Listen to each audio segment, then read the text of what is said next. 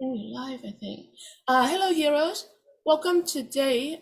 Today is September 25th, which is the National Day of Remembrance for murder victims. So it's in order to recognize this day, we decided to do this event. The title of this event today is When Parental Alienation Kills.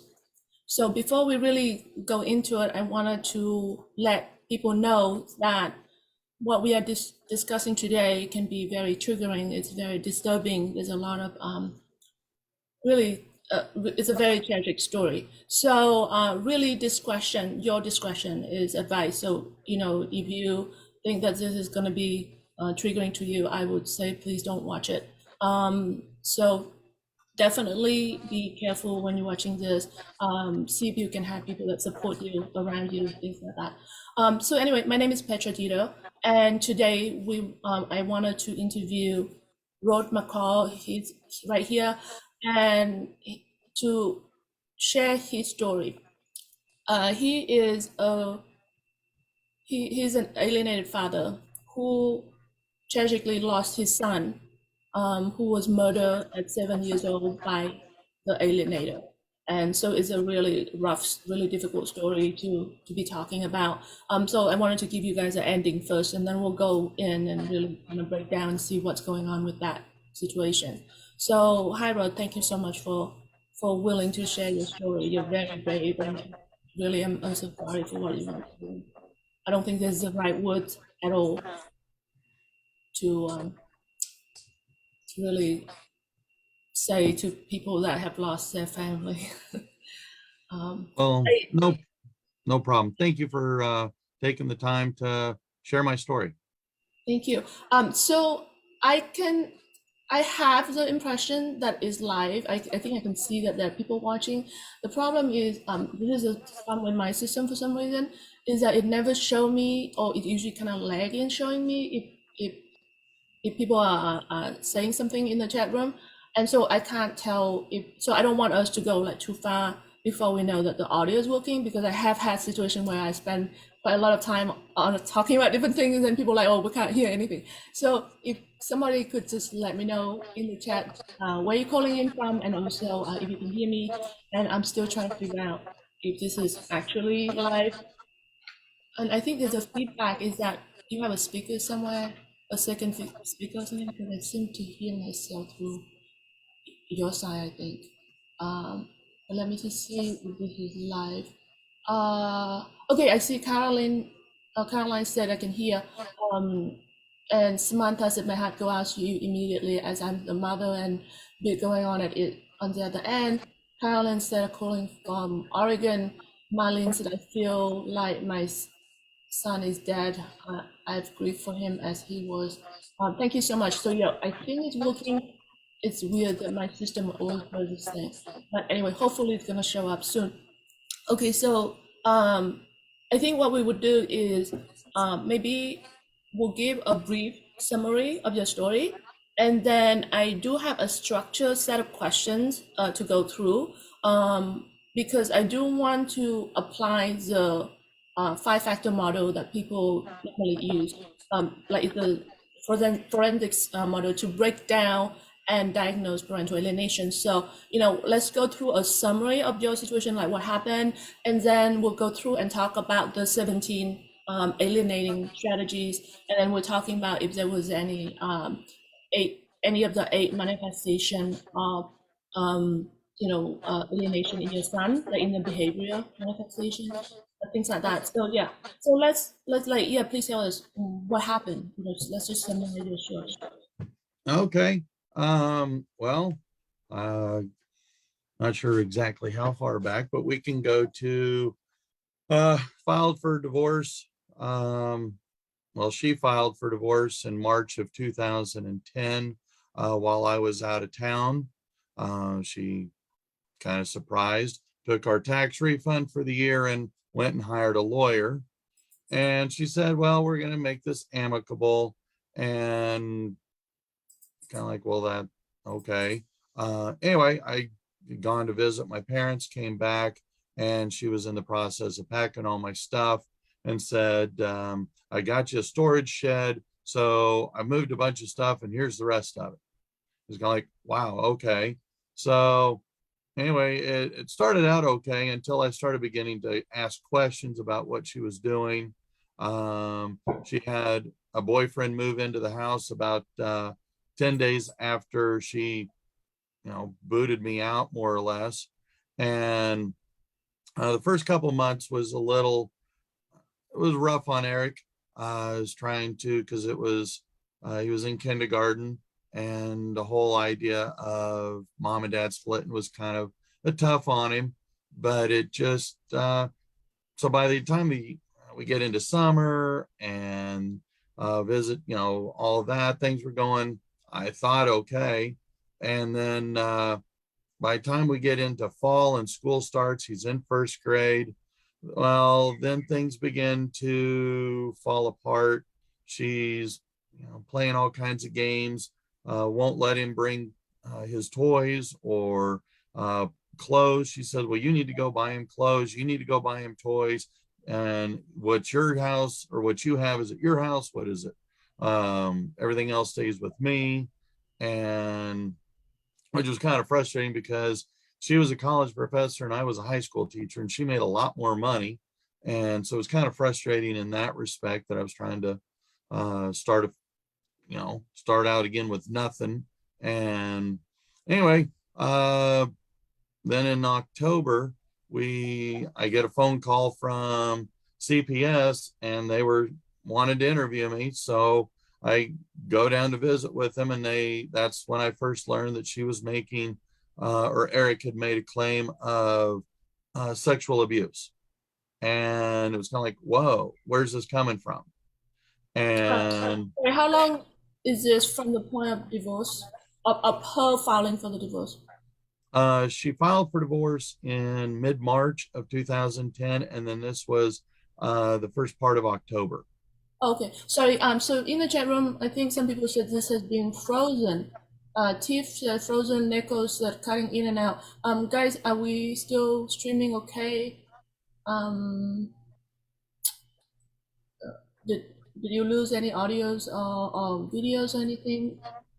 I don't see anything now in the chat, so I don't know. Okay, Angela said it's going okay. So okay, good. Okay, sorry. So now you started to see stuff. Now you start to see. Okay, so CPS is interviewing you with allegation of sexual abuse. Yes, please continue. Yeah. This had, there have been a few things that I have now recognized that came earlier. I happened to be driving by because where my apartment was and where their house was, they were only a few miles apart. And so I was coming from there was a shopping mall. And so I'm driving by, I see them at the doctor's office. And so I pull in and I'm going, what's going on? Why are we here? Is that who's sick? And anyway, Eric proceeds to tell me, well, Daddy, why are you making mommy's boyfriend move out of the house? I hate your lawyer, and all these kinds of things. And that kind of threw me for a surprise. Why is he aware of this kind of stuff? This had been a couple of weeks before the CPS call.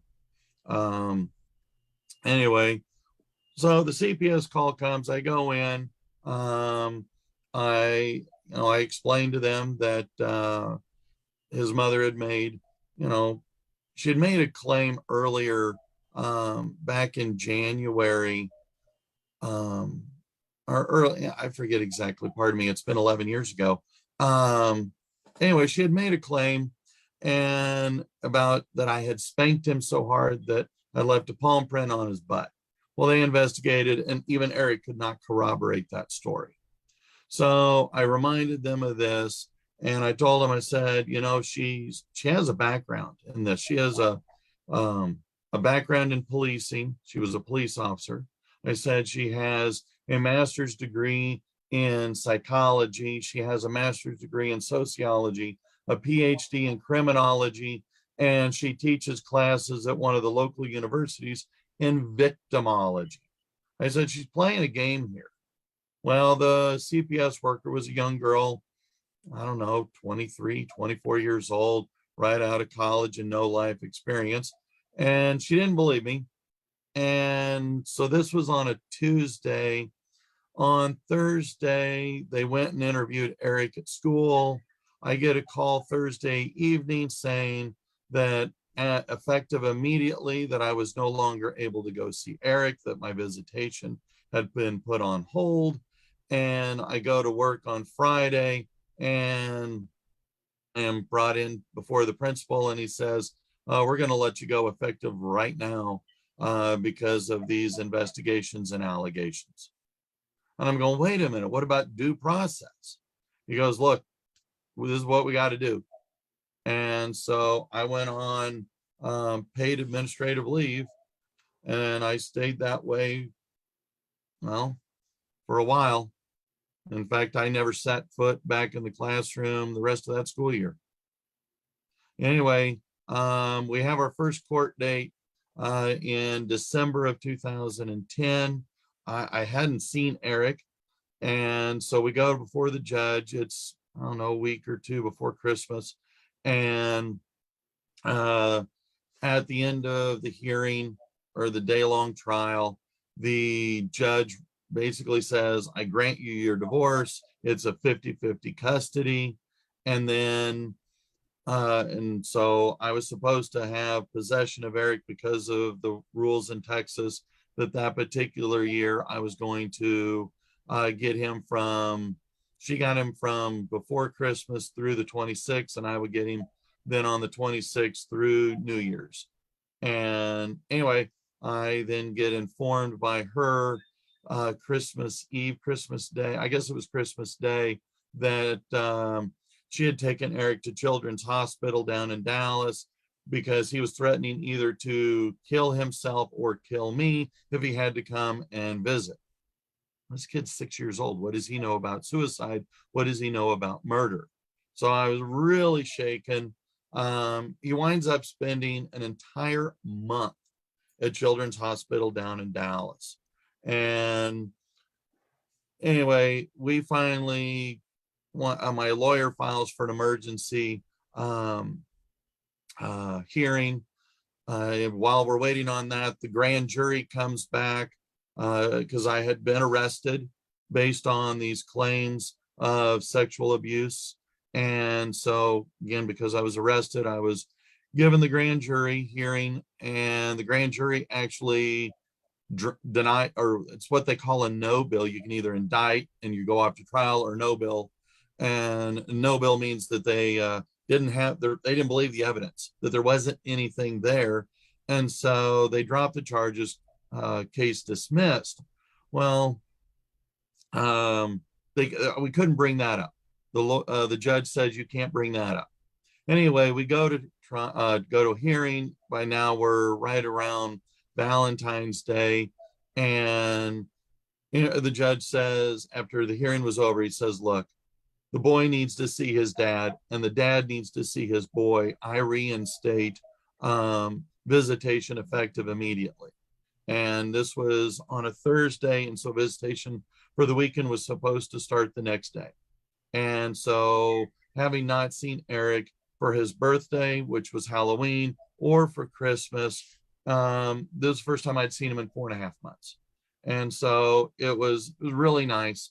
But that's when his mom really ratcheted up all kinds of stuff, playing games on visitation, setting up things for him to do on my weekend. Many times he would be invited to a school friend's birthday party on my weekend on a Friday after, or Friday evening, or on a Saturday, or on a Sunday. And it's kind of like, come on. It was very irritating, but I didn't realize anything was amiss other than I just thought she was playing games. We went to church one Sunday, and Girl Scouts were selling cookies. We bought some cookies from them. We had some during the day. When I took him home that night, I said, well, here's the cookies. Take them with you. Have them for snacks. Take them for lunch, whatever you want to do. When I went to go pick him up for our Thursday evening, because I get him for a few hours on every Thursday, he brought him out and he says, well, mommy says I can't eat these with you because you bought them. I can only eat them with you. And I was really disappointed with her, but again, not realizing what she was doing. Anyway, this continues through the rest of the school year, and we get into summer, and I get my visitation. Well, then the way they have it set up is that during one weekend, during my whole month of visitation, I thought I had jungle noises going on. Anyway, he winds up back at Children's Hospital again because he supposedly wanted to either kill himself or kill me on her one weekend out of the whole month. And it was kind of like, luckily he was only there for a week this time. I went down, per my lawyer, he says, you go down there and you visit him. And so I did, and I got to engage with the therapists and with the nurses and doctors and him and stuff like that, in which case discovered that his mother was doing the same thing, but she was playing all kinds of games. They had it on record that she had changed his behavior. You know, he was, oh, I'm fine, I'm happy, I'm good. And then she was overheard saying, well, wait a minute, aren't you afraid that daddy's going to come and get you? Aren't you afraid that he's going to, come and attack you here in the hospital? Oh, yes, I'm afraid. I'm afraid. And so that kind of stuff. She was helping, they would play games, the different kids. And so his mother was helping him cheat to win these games. And it's kind of like, anyway, so this was all, I guess, recorded in her interactions. Anyway, we wind up,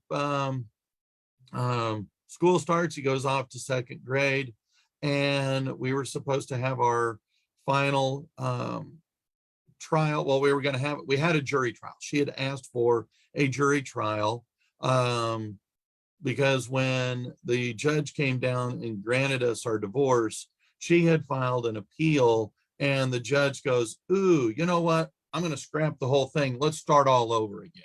So we wind up with a trial in October. It gets pushed back a couple of weeks, but we finally go to trial on October 17th, 2011.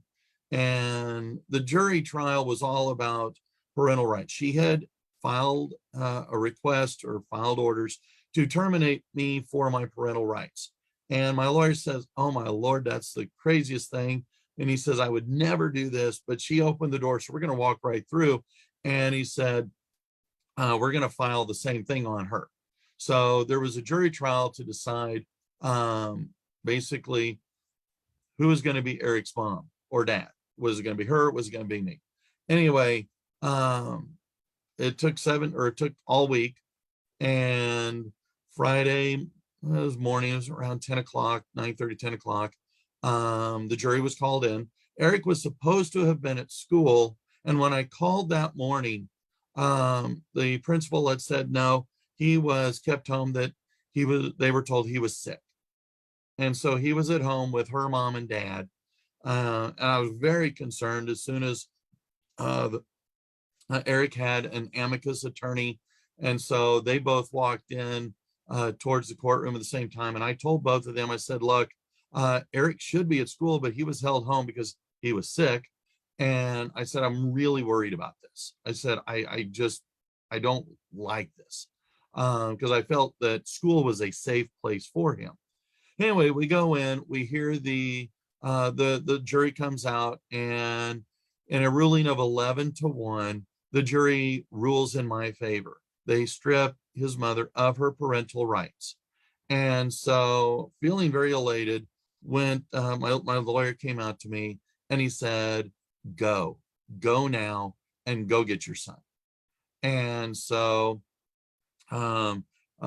myself, my sister, and one of my friends, well, actually, we wound up getting married, though we weren't dating at the time. Anyway, we jump in my car and we race home, get there, find the police. Somebody had already called the police and they were there. Come find out they were there because of me. She had been making all kinds of claims that I mean, she called the cops saying that I'd left threatening letters. Of course, they were forged by her. Um, she claimed that I had poisoned the dogs by climbing we had an 8-foot privacy fence, and I somehow scaled it like Spider-Man and had poisoned the dogs with antifreeze, all these kinds of things. So they were there for me. Um, anyway, I'm banging on the door and I can hear the dogs going. Her mom and dad are home. Eric's at home, but they don't come to the door. And after about 15 minutes, she pulls up, and the driveway was in the back. I'm at the front. So she pulls in, and I'm banging harder on the door. And I look because our house was on a corner. And so I could see across the way, her mom and dad had walked out the driveway, out the back, and they were standing kind of diagonally across the street. And I'm going, what are you doing here? Why aren't you in the house? Well, that's when I heard it. She had gone upstairs, pulled out a gun, and she killed Eric and then killed herself, all while I'm pounding at the front door. And I would be lying if I told you anything else, but I lost it. I was screaming and yelling, and her mom and dad had no idea. They were going, well, what are you doing? Why are you ducking? What are those sounds? And because the cops they were saying, get down. And I'm going, well, she did what she was going to do. Nothing to hide from. Anyway, the cops wound up bursting in through the front door a little bit later, and they went upstairs and they found both of them. But that was Friday, October 21st, 2011 at about 11:30 a.m.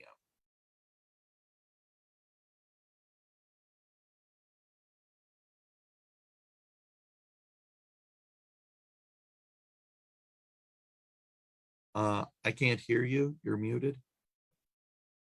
I'm sorry. Thank you for reminding me. I was saying I do see comments in the chat room. If you guys could please, if you have questions for Rod, please put it in the chat room and we'll try to pick up your questions. And even if we can't pick up your question right now, he can go into the video later and respond to you as well. So if you have questions for him, please do post it there. It's such a horrific situation. I'm so sorry. Thanks. So okay, so thank you so much for that. So let's kind of go back and let's go break it down. Like let's unpack it. I mean, there was a lot going on there. So a lot of people said, "I'm so sorry." Like Claudia said, "I'm so sorry." Brian, Brian said, "I'm so sorry." Yeah, Medea said, "This is awful. More people need to hear your story." Nicole said, "Oh my God." There's a lot of. Hilda said, "Oh my God, my ex also falsely accused me of poisoning our dog." Um, and me, yeah, I see different comments there. So thank you. I see Darlene post a question and Nicole. So yeah, so please do post your question. I wanted to go back and kind of, like I mentioned, I'm gonna try to see if we can go do this a little bit more structure. So you didn't see the divorce coming, right? No, I mean, our marriage was not really good. We argued a lot. But we had taken the spring break. Eric was going to go up to her mom and dad in Kansas because we live in Dallas, and I was going to go to my parents who live in Arkansas, and help them with chores. They have a 40-acre farm, and so went there to help do chores for them. And so we were to take that week to figure out, okay, how can we move forward? How can, we try and make things better? Well, I leave on a Sunday, and Monday morning she went and hired an attorney. So she had already planned this.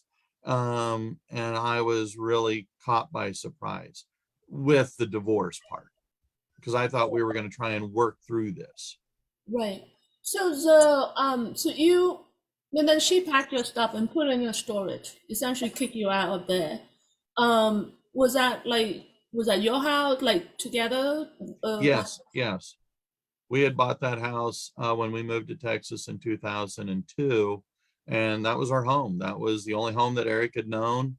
We brought him home from the hospital to that house, and so that was our home.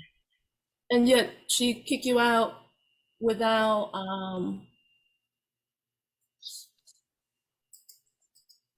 yeah, she kicked you out without, like as if it's her, like there's already this violation. And she felt like she has the power. She's the one that had the control, even though this is a joint property. She just, and not only that, kick you out without any warning. Because even, let's say, in a rental situation as a landlord, you can't just kick somebody out without warning. You have to go through a proper eviction process. So even when you don't own the house, she doesn't have the right to do that, and yet she was doing that to you. And I did not know that at the time. I've come to learn that as well, that I could have kind of put up a bigger fight and all that. I will say that I was really distraught. I had come home and on the way home, I had reached out to a couple of friends, and one of my coworkers said, well, look, I actually have an empty house. If you want to go live there, you can in the short term. And anyway, when I get home, Eric greets me at the door and he goes, Daddy, please don't leave. Please don't move. And that really tore me up. Um, and it was real tough for me to stay there. And I was there for a few hours, took some of my more personal items, things that meant a lot to me. And then I actually left and went and met a friend, um, and wound up staying ultimately at their house that night because I just could not be there. For me, it was very emotional trying to wrap my head around all that was going on and what all of this meant.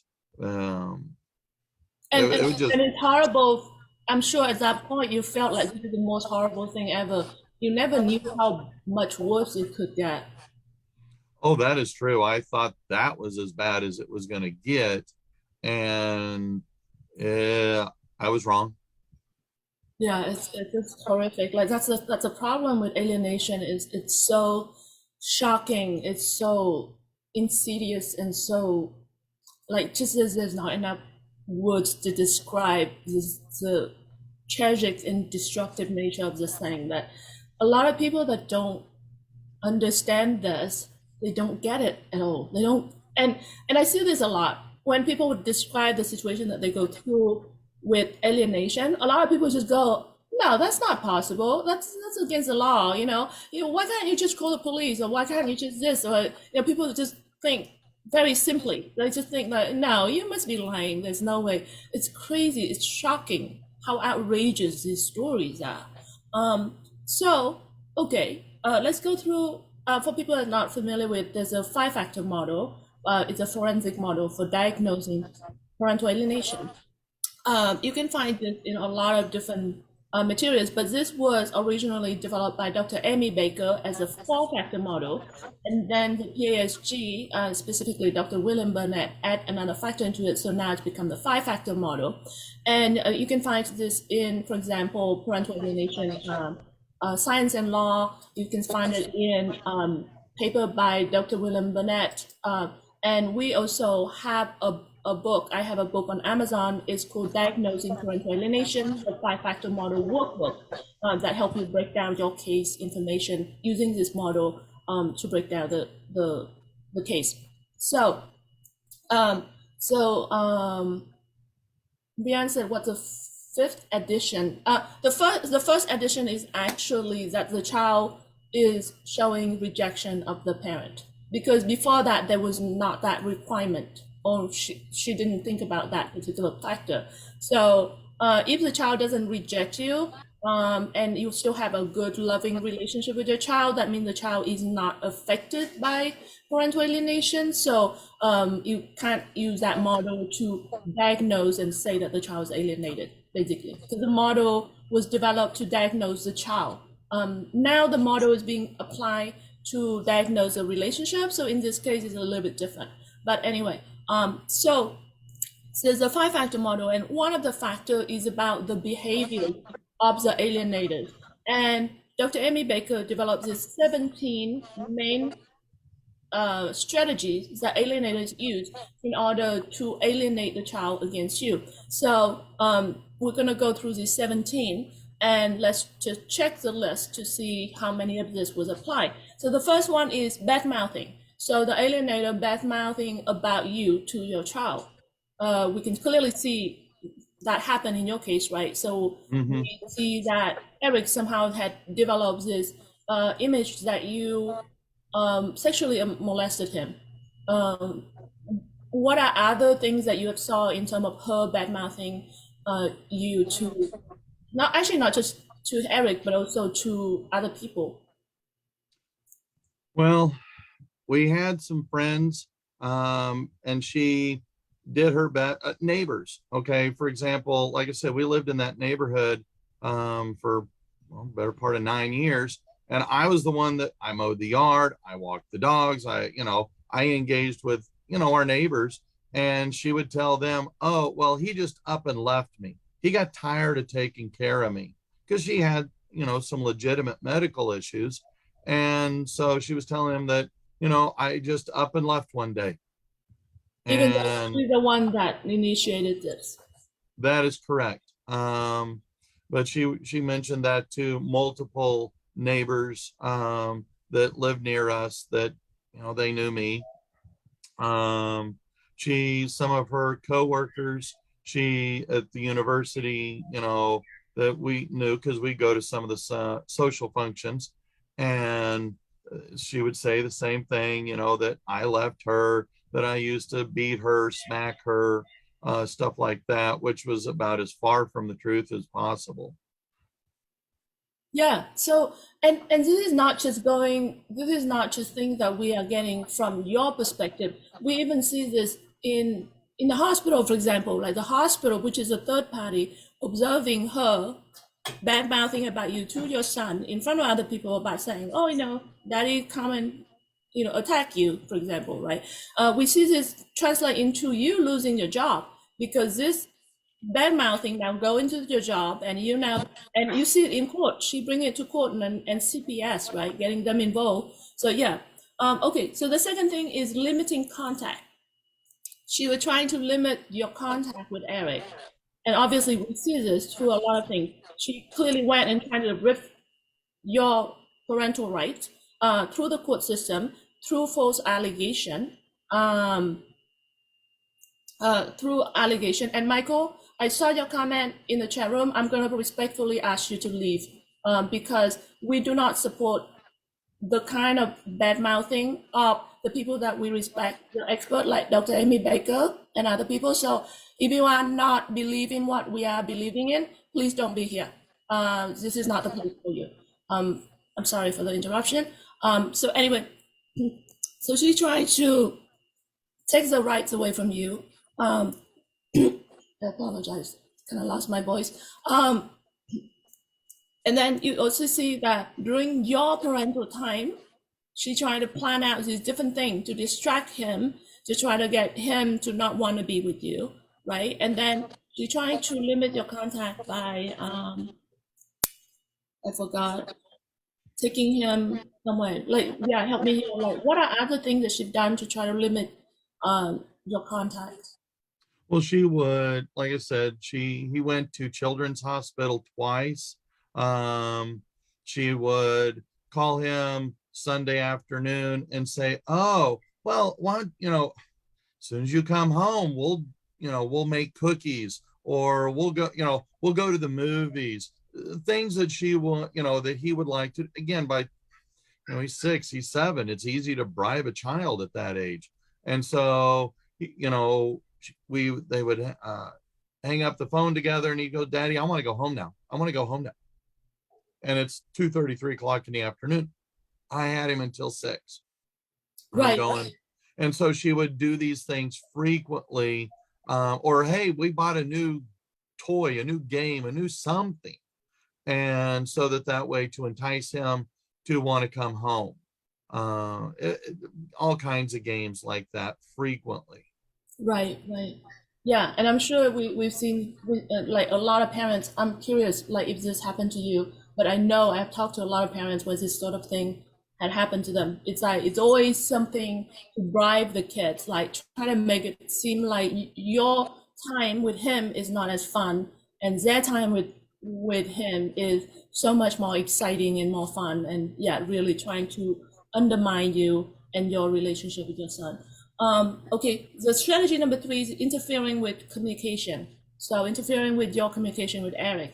I mean, not just directly preventing the contact, but is she trying to, when you're trying to call him, or is there any incident that you could talk about? Oh, frequently. I would try and call different times through the week, different times a day, and very seldom would I get to be able to talk to him. And then if I did, it was a few words at a time. And so we actually, in one of the hearings, the judge says, all right, every Tuesday at 7 o'clock, you will make Eric available to his dad. So I would call every Tuesday at 7 o'clock for what I came to call my weekly rejection, because he would either be asleep already because he had a rough day at school, or he was in the bathtub, or he didn't, or stuff like that. He's eating dinner. And then the few times that, when I would get to talk to him, he'd go, Daddy, I don't want to talk to you. And then he'd hang up. There was one voicemail that he called and left in which he's saying, Daddy, I don't want to talk to you. I wish you wouldn't call me. And then you can hear some voices in the background. And on the voicemail, it says, what else am I supposed to say? And then he repeats that. Oh, And so, I mean, it was these kinds of frustrations that, again, at the time I had no idea. I didn't know what parental alienation was. I didn't know what she was doing was was being used by so many other people that I was ignorant of all of this. I just thought, oh, well, she's uniquely qualified. And I have since come to discover, no, she wasn't uniquely qualified at all. She was, I don't know how, but I swear that there must be a playbook that all these folks somehow have access, because you see so many of the people that are alienated like I was, being forced to go through the same kinds of stuff. right, right. Yeah, we see the same behaviors, we see the same tactics are being used. So you brought up a really important point, which is a lot of alienated parents don't know that they are being alienated because we don't know what parental alienation is. And the first time that anyone discover that term, it's like a light bulb, because it's like, oh my God, everything that going on in my life just apply exactly to everything that is describing with parental alienation. And so, yeah, definitely it's a light bulb moment for a lot of people. And the problem is because we don't know what it is, we're going through it and then we don't know how to deal with it properly. Because if we actually know what it is, and if we can interfere early enough, there are hopes. It's a lot easier, it's more effective if we can actually start early.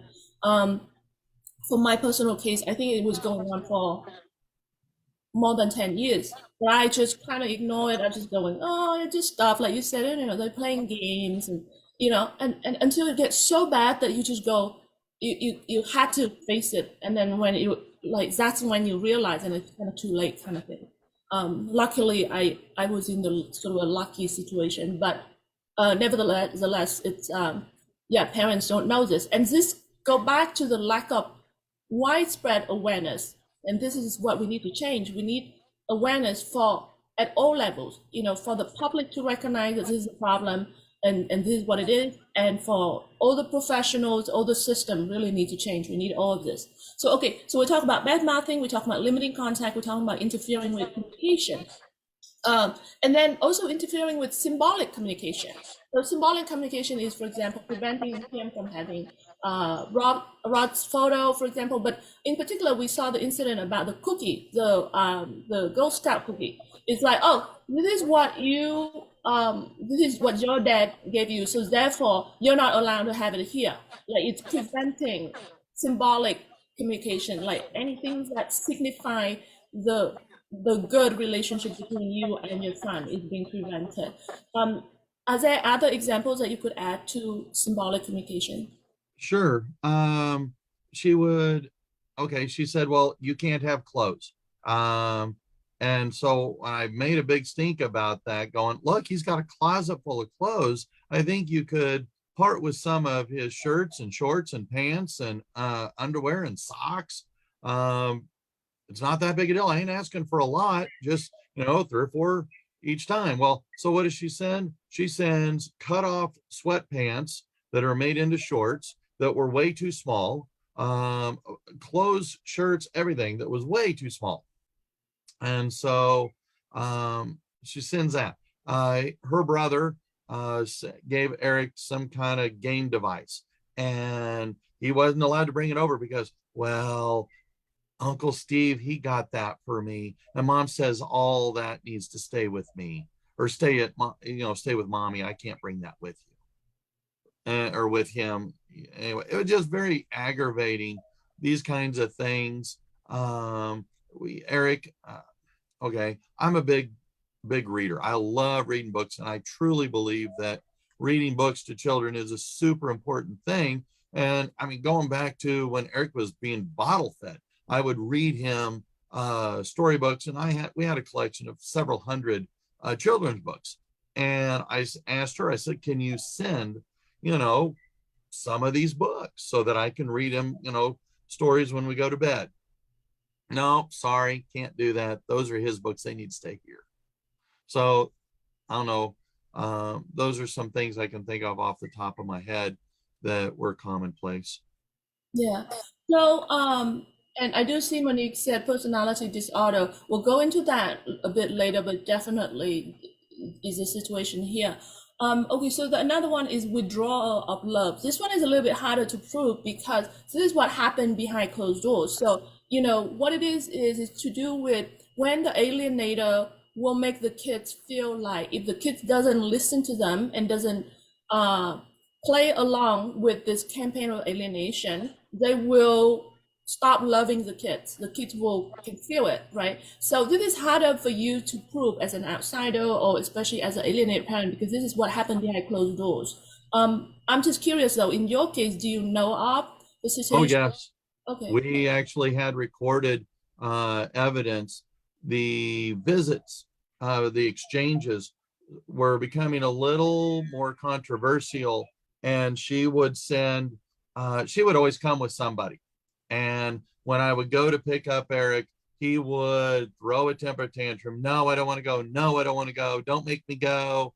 All this kind of stuff. And get him out of her vehicle and put him into mine. And she go, oh, it'll be fine. You'll have fun. You're safe. All these kinds of things.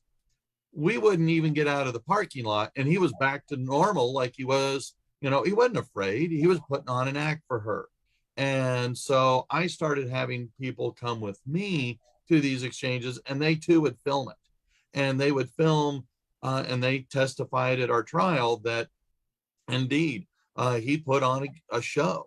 And I had one friend of mine, we were over at his house watching football, and it was on a Sunday, and it was the first time I learned two things. One, I really understood that Eric knew how to tell time by looking at the clock that had hands, because the closer we got to 6 o'clock, the worse his behavior became. And it took me a few days afterwards to realize that was what had happened. Because he realized he had to go back home and be with her. And So his behavior started getting worse and worse. And so therefore, those are, yes, those are two examples. They happen frequently at the exchanges. Right. And when I would drop him off, at first, it was a hug goodbye. And then it was, and then it just kind of got worse and worse, to a fist bump, to the point that the last time I saw him, he says, "Daddy, I hate you. I don't ever want to see you again."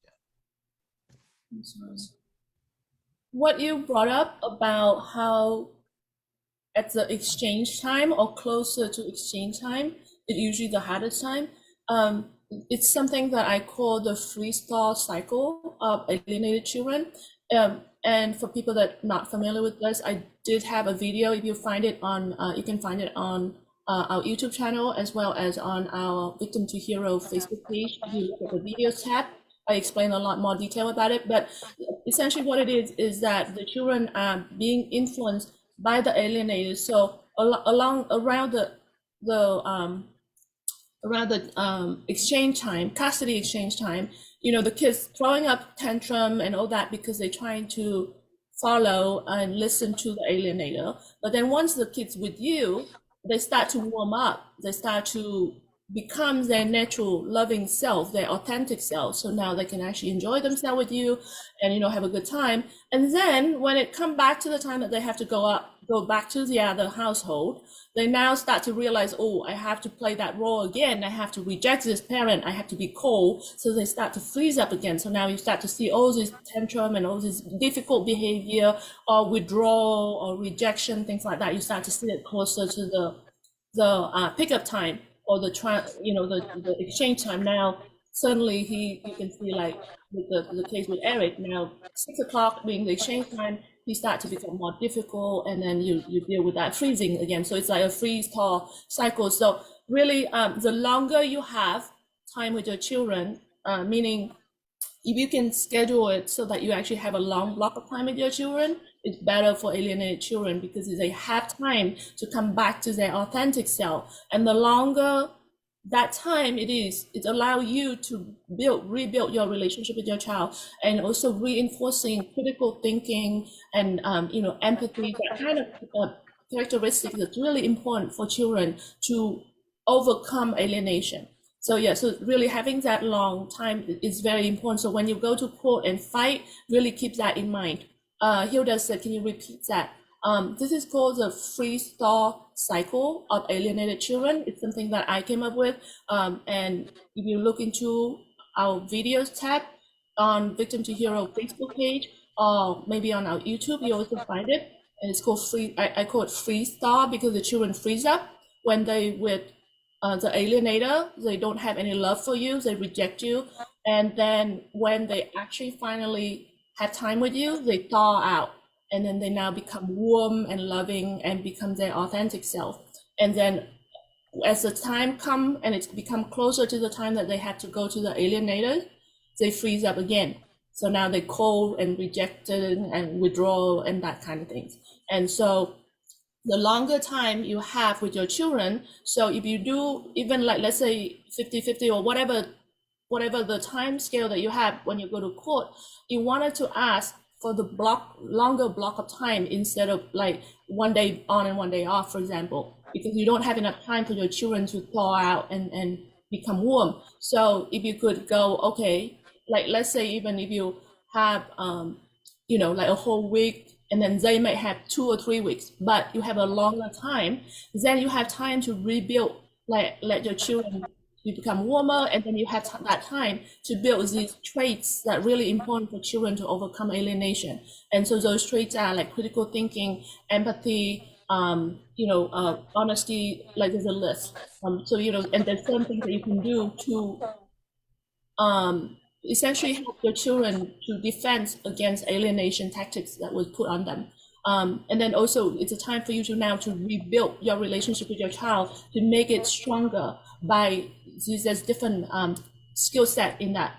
So anyway, let's go back to this. So we're still going through the 17 strategies that alienators use to alienate a child. So we talk about bad mouthing, limiting contact, interfering with communication, interfering with symbolic communication. So number 5 is withdrawal of love, and we talk about that. So number 6 is telling your child that the targeted parent does not love him.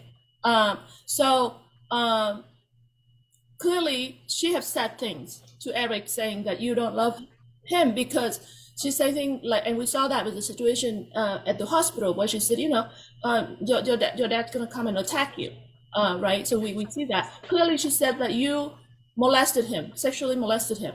So that, but are there other examples here that we can add to this particular strategy?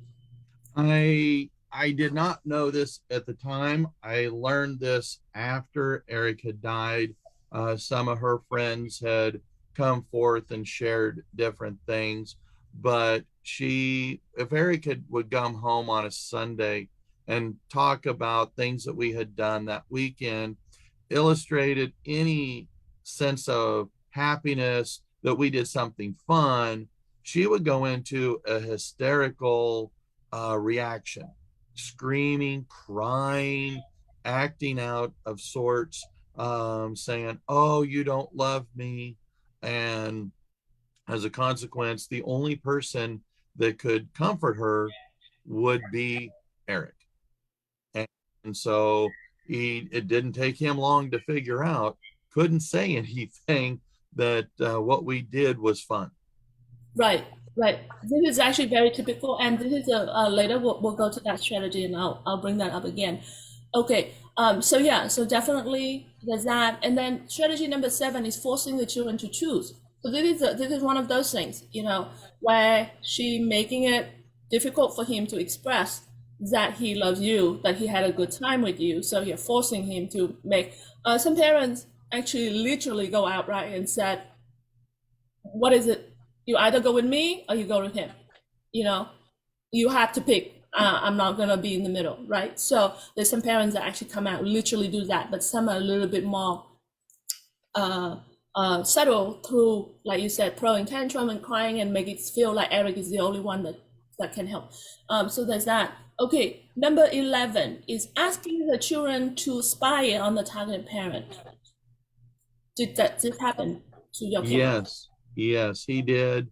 Um, he would, in fact, at one point, we had to get a court or the judge to sign off. My mom and dad were celebrating their 50th anniversary.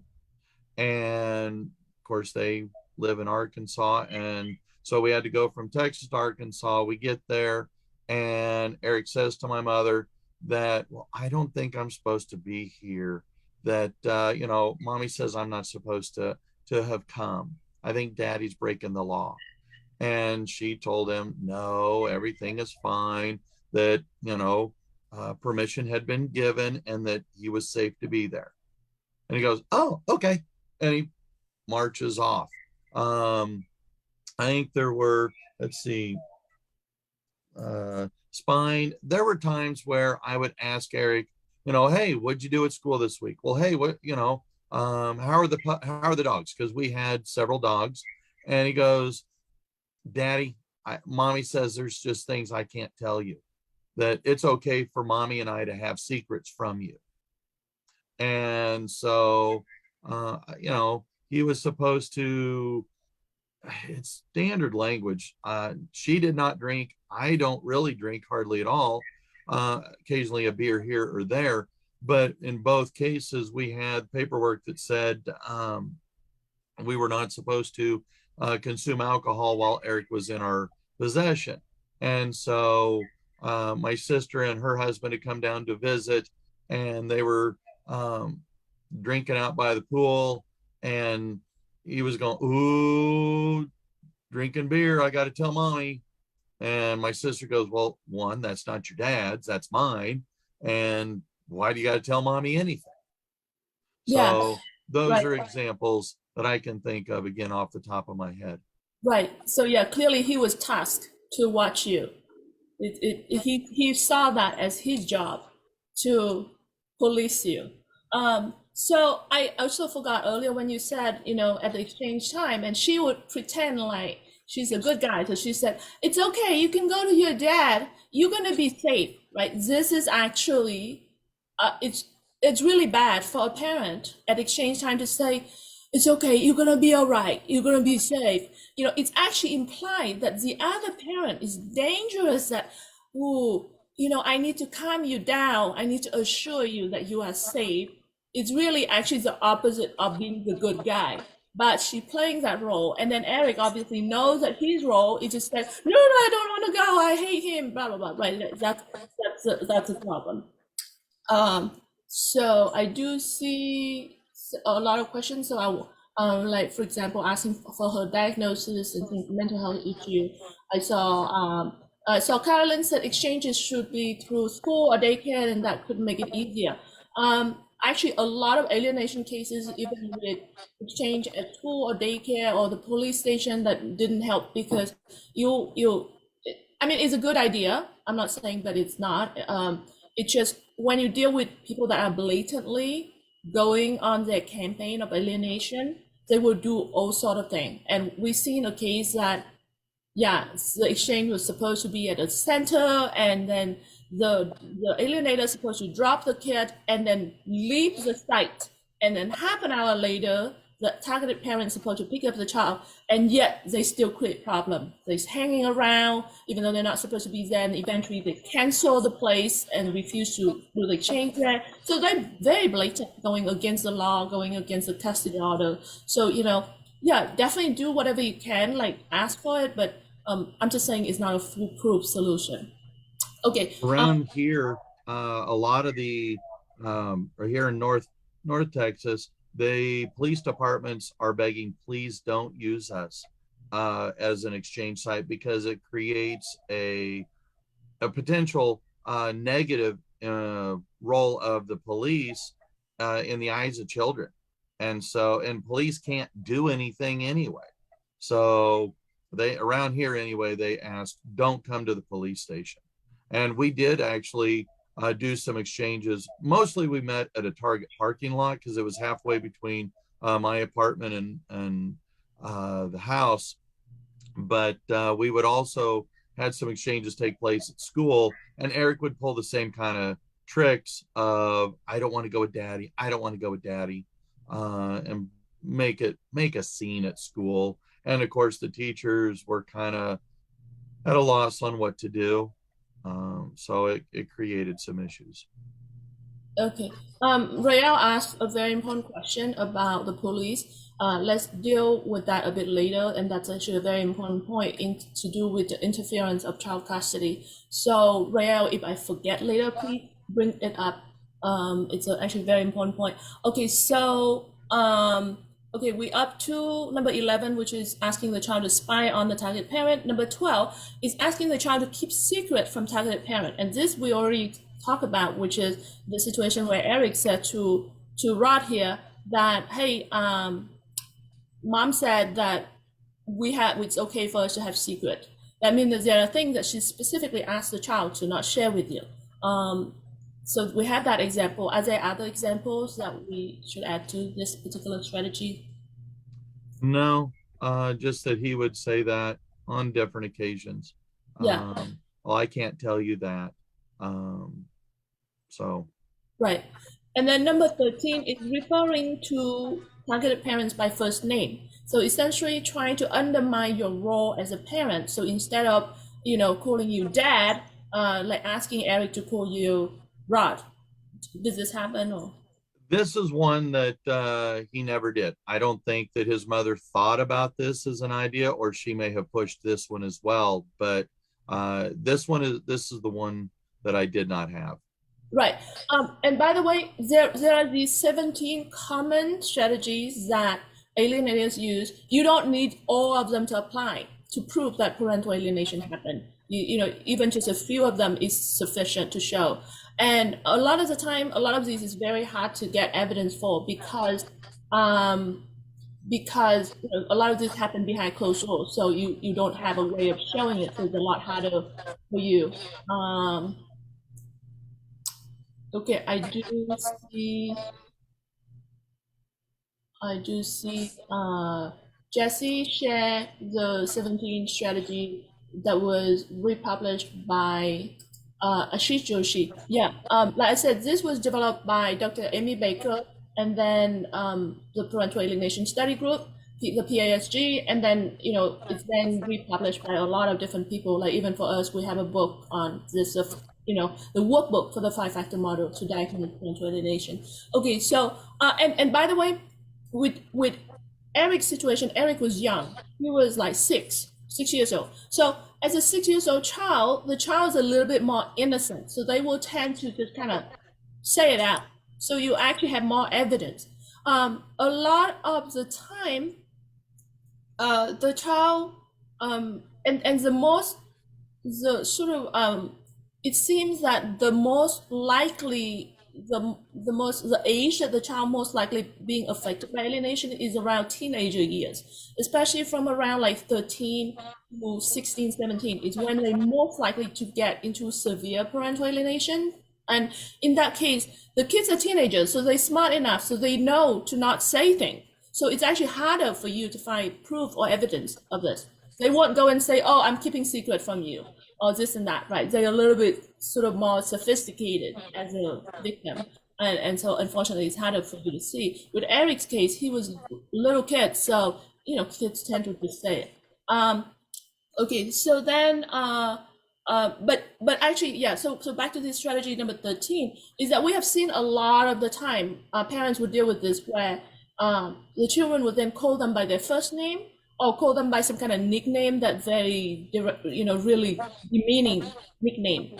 Because alienators have put this into their child's head and essentially trying to remove your role as a respectful parent, as a respected parent, and make you feel like, oh, you're just a friend or somebody equal to the child or somebody that's not worth considering. So for example, one of the case that we know,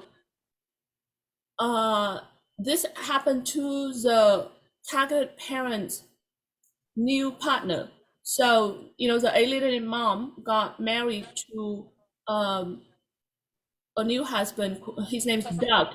And then instead of having the child call him as a stepfather, or, and his name's Doug, the alienator made the child call him dog because trying to make demeaning him, like trying to make him like an animal, like not even not worthwhile for him to be respecting the stepfather.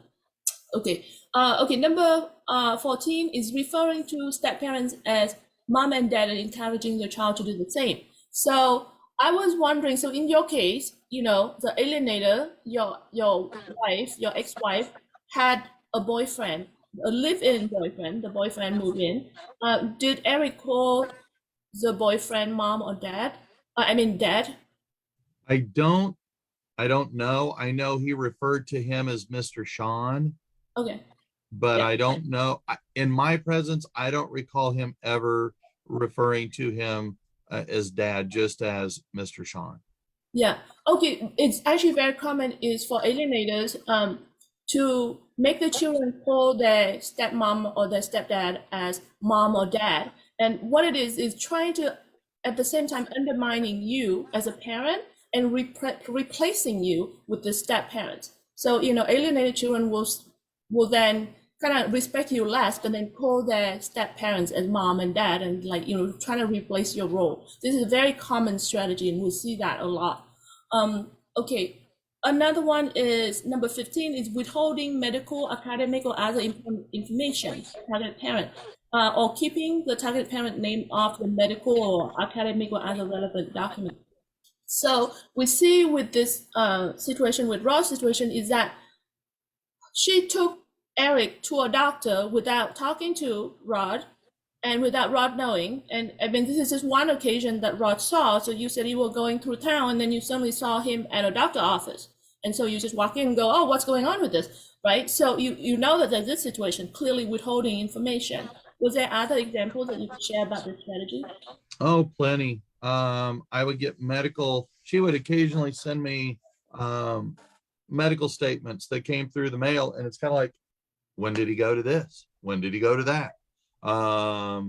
She took him to a play therapist, and the play therapist, crying out loud, for I want to say better part of, let's see, we started in September. She called me late August of 2010. And right up until October of 2011.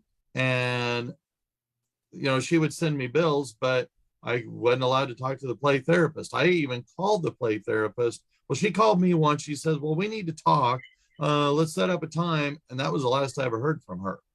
And so I would get bills. Rarely would I get a call. The only one time I remember ever getting a call was when Eric had hurt himself real bad, was going to need stitches, and she said, can you meet me at the emergency room? And other than that, all I ever got were bills and pay this and pay that. And I'm going, what am I, you're taking him to the doctor for what? Because I don't want to say it was Munchausen by proxy, but she made him sicker than I think he really was. The medication that she would encourage him to be on. So it was quite a mess. She wasn't a very good housekeeper, and we had cockatiels.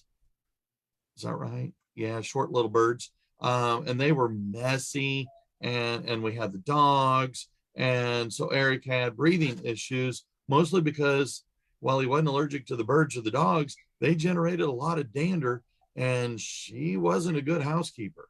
So I think because he wouldn't have any of those problems when he came stayed with me, but he had them when he was with her. And so anyway, I think she was just doing things that I made him sick.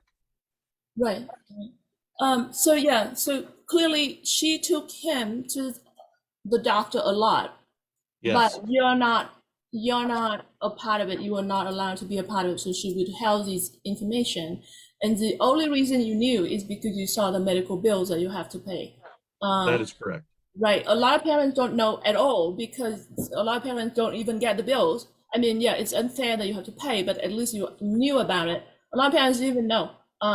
There's a lot of this stuff going on where, yeah, they would take, and especially you will see this, where they would take the child to a psychologist or a therapist to trying to get the child to say bad things about you and not letting you know that they're taking the child to see a psychologist or therapist. And then trying to use that information against you in court because trying to say, oh look, the child talked to the therapist, or get the therapist to call the police or to call the CPS to claim that you are an abusive parent, because the therapist and the psychiatrist or the teachers, they are mandate reporter. So it's their job, if there's reporting of abuse, their job to call the police. So getting other people to do the dirty work for them. So instead, and then they can stand back and say, oh, it wasn't me that called the police. It's your daughter or your son's therapist or doctor that called the police or called the child protective agency. And yeah, so they do this a lot. So number 16 is changing your child's name to remove any association with you. Um, I'm gonna assume that it didn't happen in your case. Yes, it did. She wanted to make sure that her maiden name was part of Eric's middle name. So he had two middle names. And then she started once, I guess, starting his second grade year during the summer, and then definitely by his second grade year, started changing. Really wasn't putting McCall on anything, or she would hyphenate so that his last name looked like her last name because she did hyphenate. And so it was her maiden name with McCall. And so, or in some cases, would change. And that was part of also the trial that we had in October of 2011, was to legally drop my name, change his birth certificate to just be her maiden name. Wow. What was the outcome of that? What was the decision? What was the court decision? When they terminated her parental rights, they Oh, ruled against her in everything. okay. All right. Thank you. Okay. Yeah. So this again, like, really happened a lot, right? Where they trying to go and change the child's name, like especially last name, to remove association with you. It happened to me as a child. So the same thing, my mother get me to use her last name instead of my real last name, which is my father's last name. So I was using that at school for the longest time. And then until one day, somebody actually stepped in and said, this is not okay. This is illegal what your mother's doing to your father. And you're going to be in trouble because this is not your real name and your school record is not going to reflecting your real identification. And she said it so quick and very quietly and very calmly, but very assertively. And then she walked away, and that just left such an impact for me as a child. And then immediately from that point on, I used my real name, and I never used my mother's name as my name again. So there's that. Okay, we at number 16. Okay, so number 17 is cultivating dependency, meaning making the child have to depend on the alienator to feel like the child can't be making their own decision, the child can't take care of themselves, making them feel like, oh, this is their own lifeline. Do you see this with Eric? Not as much, other than trying to show that she was the better parent. Oh, I'm spending all this money on you. I am your source of fun. But that was more of a sham, because she would have, at the end, Eric was on a multitude of medications that made him very lethargic. And that way she didn't have to worry about it. And when she would have people at the house that were to babysit him and take care of him, so she didn't have to. And yet, and she would spend, like I said, a lot of money buying him all kinds of gadgets and toys, which I don't know, I always felt that the best thing you could do is to spend time. And so when Eric and I would have our weekends or our month in the summer, it was all about just spending time together, playing board games, or watching, well, at that time I'm a big Star Wars guy, and so Star Wars the Clone Wars was on the Cartoon Network. So we watched that, and then we'd go swim at the pool and just do things where it was just he and I together. And so I figured I didn't have a lot of money, but I had a lot of time. So I spent time with him. Yeah, that's lovely.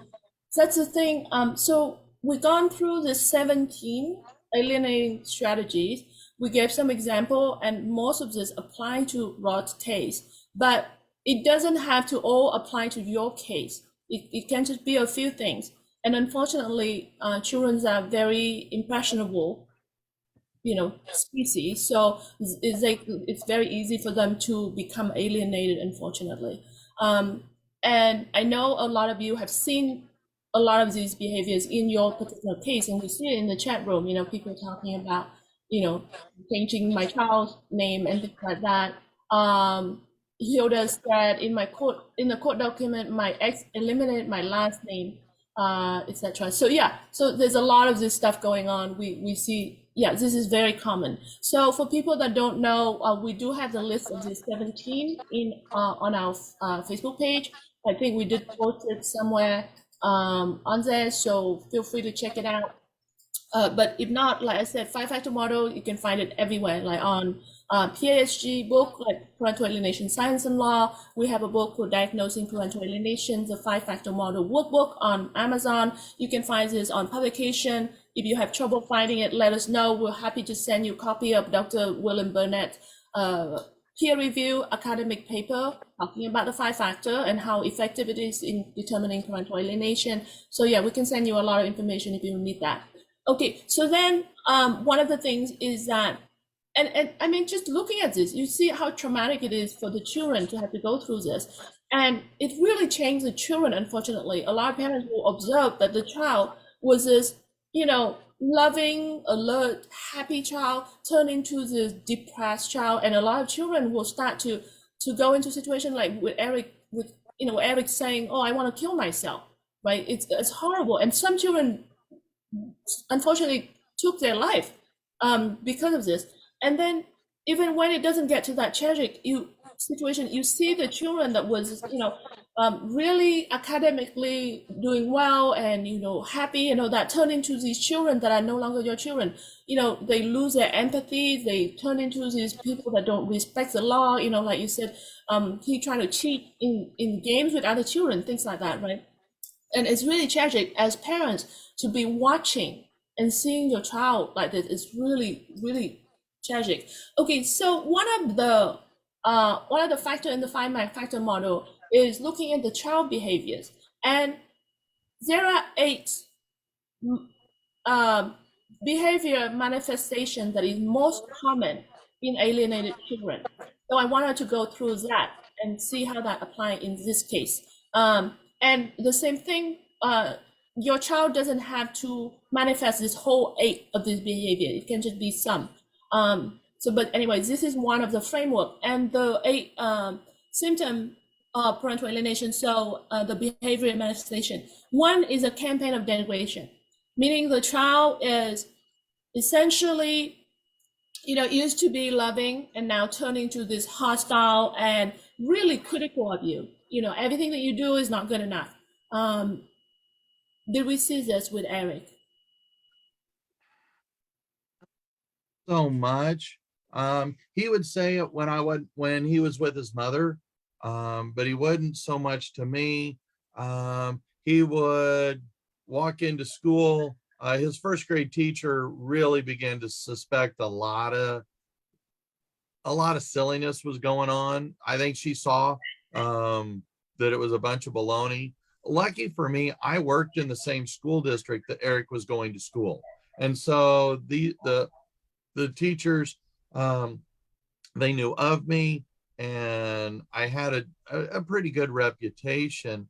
So anyway, but he would walk into school first thing in the Monday morning, and he would just walk in and make some kind of blurb statement, some kind of bad thing. I can't think of what some of those were offhand, but he would just make a blurb statement. Well, okay, I think one of was, my dad killed the fish, and then move on. And it was kind of like, mom was the teacher said to me, it felt like he was being told what to say, and there was no conviction behind it. There was no follow up with it. He just walked in and blurb something out and then move on. And so I don't know if you'd call that degradation of me, but it kind of Yeah. felt that way. Well, we definitely see, yeah, there's definitely that. But we also saw that he supposedly reported that you molested him. Yes. Yeah, and this did not happen. So this came from his mother, for him to be hostile at you. And then you also see, like, when exchange time, you picking him up from his mother, and then he throwing tantrum and said, "I hate him. He's horrible." That kind of things, right? Yes, that is correct. What was interesting is that they in trial they showed the investigation, and Eric was just laughing and joking, and the investigator tried to get Eric to be a little more serious, and he couldn't. Again, he's telling a story of something that didn't happen. So, and I mean, he would be walking around the chair, the sofa that was in the room, being very silly and kind of very childish. I mean, again, by this point, he was 7.5, and but it didn't have elements of conviction in his statements. Yeah. Okay, so number 2 is weak and frivolous or absurd rationalish, reasoning.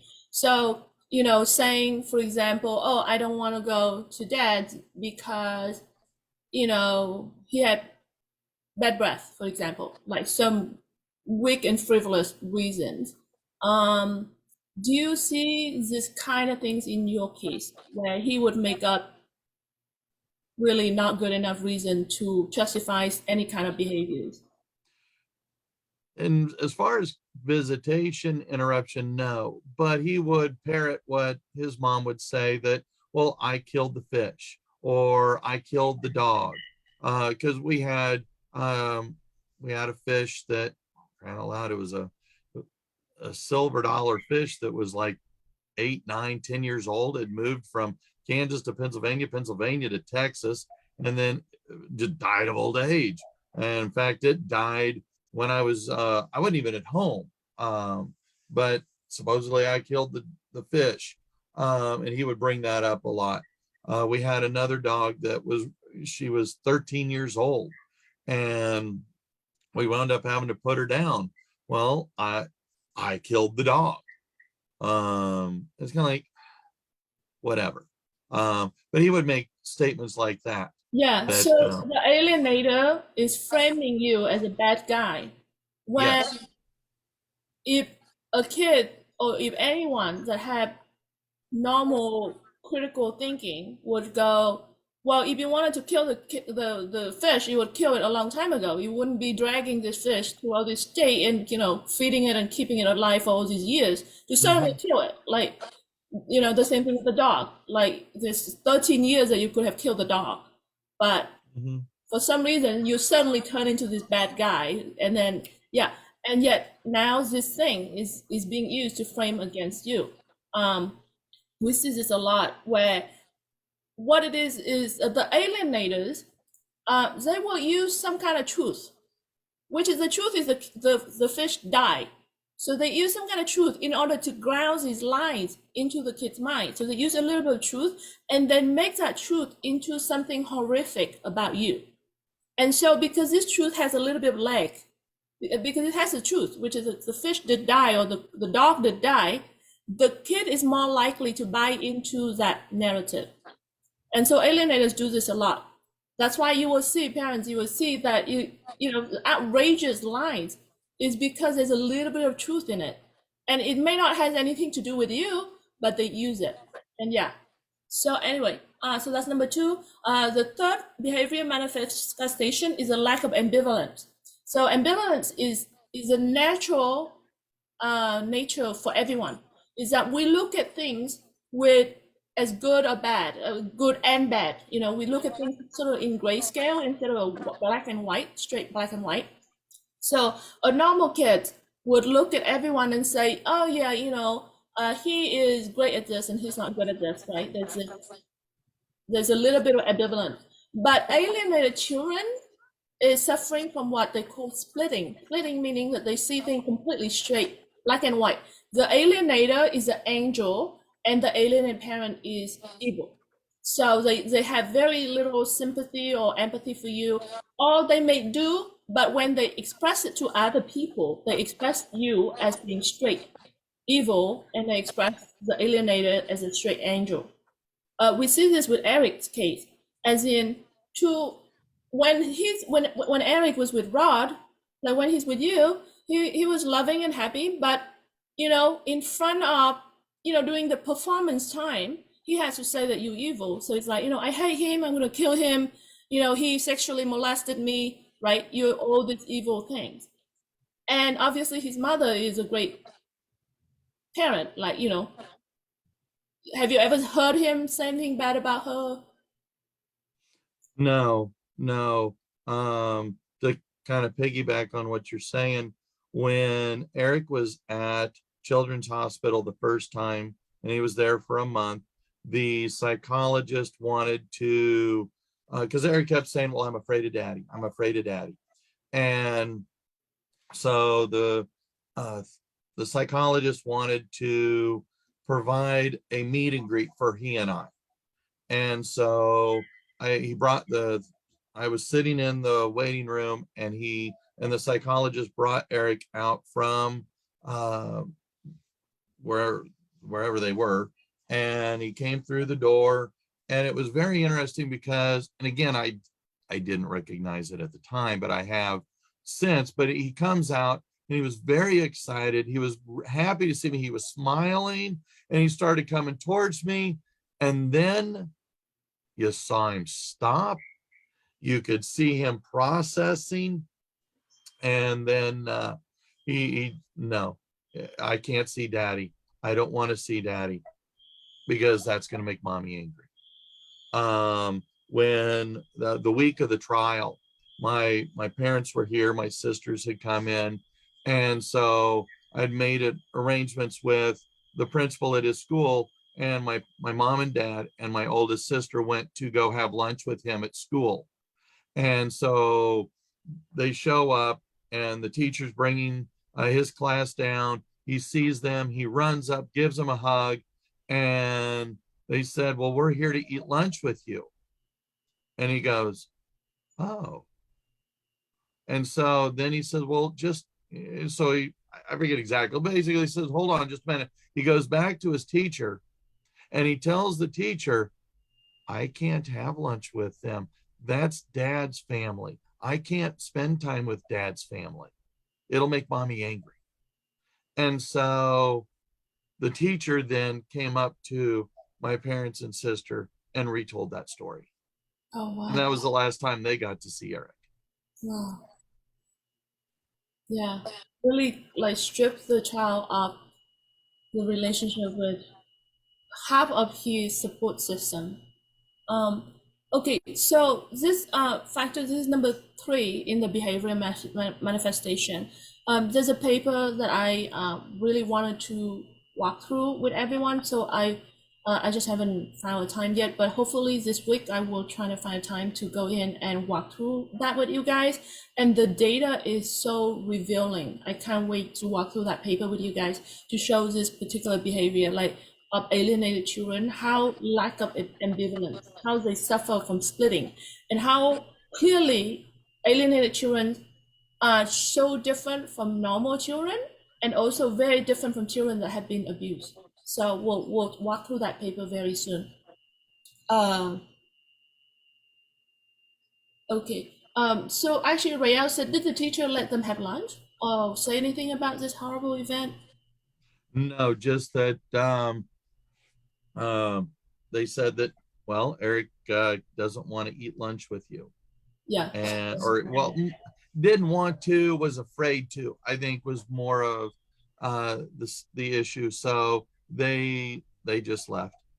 Yeah. Left the school, and he ate lunch then with his friends. Wow. Okay, number 4 is an independent thinker phenomenon, which is alienated children will go, no, this is my idea. It wasn't the alienated idea. It wasn't my mom or my dad that brainwashed me and programmed me to say this. It's my idea. I am the one that reject you. I am the one that come up with this thing. It's me, right? When it's completely not the truth, because naturally when children are just naturally coming up with something, they don't feel the need to defend themselves and say, no, this is my idea. It wasn't my mom or my dad telling me to do this. I don't know if there was a situation where Eric seemed to go, no, this was my idea. It wasn't my mom's. Not directly or specifically that I can recall, Yeah. though it became very clear with the interviews that CPS showed during the final trial that they really began to doubt anything had really happened. They began to kind of question the story that Eric was sharing, because again, it wasn't a convincing story that there would, and I would agree now, knowing more about how someone who is sexually molested, how they tend to act or behave compared to how Eric was behaving. But I don't know that he specifically came out and said, these are my ideas, except in those interviews where he was making his false allegations. Yeah, I'm sorry. So, okay. So I see a question there from Mary Key that said, how can you differentiate it if it's really their own feelings? Actually, we're gonna go to the next behavior manifestation, and you will see how it's clearly it was not their idea. So for example, we do see Hilda said, my daughter was telling me that when God come to earth, I was going to hell. And that's actually the monster-in-law Woods right there, because it's very religious family. So we see the situation for Eric being 6 years old, said, I'm going to kill my father, or I'm going to kill myself, right? For a 6 years old who is generally was happy and loving of his dad just a moment before that. This is things that did not come from him himself. It's come from somewhere else. But number 7, um, actually we just skipped 2, but I'm going to go to this one. We'll go back to the other 2. Number 7 is borrow phrases and scenario. So this is where the children is going to use words and situation that clearly a child doesn't know, and it has nothing to do with the child, but the child's using these things because the child has been programmed and brainwashed, and so they start using things that clearly only adults use. So with Eric's case, he bringing up things like, oh, I think it's illegal that you brought me here to the grandparents, right? As a 6 years old child, there's no business for him to know that this is illegal or not illegal, unless if an adult has put it in his head. So that's the kind of borrow. So when you hear things that are, dealing with courts or things like that, that's not natural for children to be bringing things like that. So, some children might say, oh, I won't put anything in writing because that might be used as evidence, right? That's the stuff that is not a natural children responses. It's things that has been borrowed, and that show you that this is not their independent thinking. Has been influenced by other people.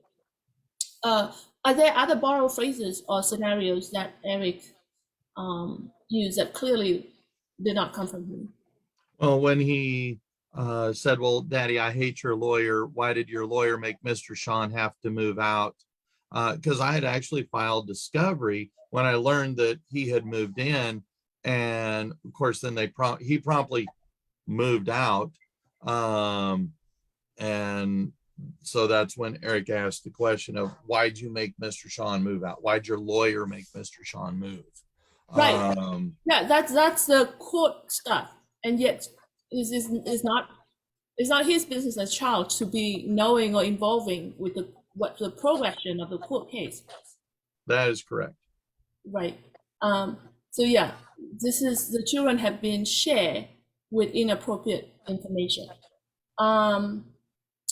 I do see Hilda said, I worked for CPS for 10 years and not even abused children hate their parents. And yeah, and this is go back to the item about splitting, is that abused children don't hate their parents, but alienated children hate and reject their parents, unfortunately. And people from the outside that don't understand parental alienation will mistake this. When they see a child that rejects a parent, they will assume that you have abused your children or neglect your children in some way.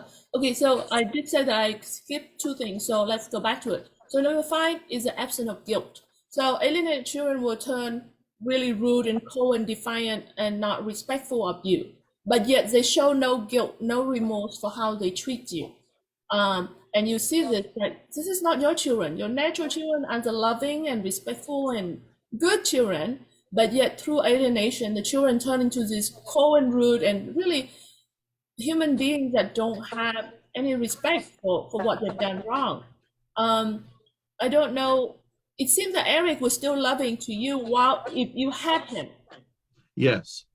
When I had him in possession, he was great.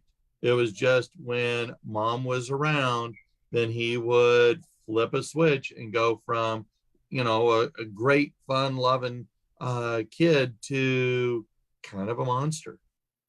Right. And by the way, if you are not familiar with parental alienation, there are 3 levels of alienation. So there's mild, moderate, and severe. So what happened with Eric is that he hasn't quite got into the severe level of alienation yet. That's why he's still thaw out, he's still warm up, he's still loving when he's with Rod. But for children that get to the level of severe, they will just be complete monster even when they did have to spend time with you. And a lot of the time they just outright refuse to go at all. So you won't even have any time at all, unfortunately. It is a progression. Children don't instantly turn into severely alienated children. So that's why I was saying earlier is the more awareness we have, the earlier we intervene, the better it is for you and the easier for you to fix the problem. So the sooner you act on it, the better it is, because if you don't, it will get into the severe level. And then once the child get into the severe level, it's very hard, very difficult. It's not impossible, but it's very difficult to turn things around, especially without appropriate intervention. Okay, another item that I skip is that they support the alienating parent. So for example, it doesn't matter whether the alienating parent is wrong or whatever the position, they will just blindly support the alienating parent.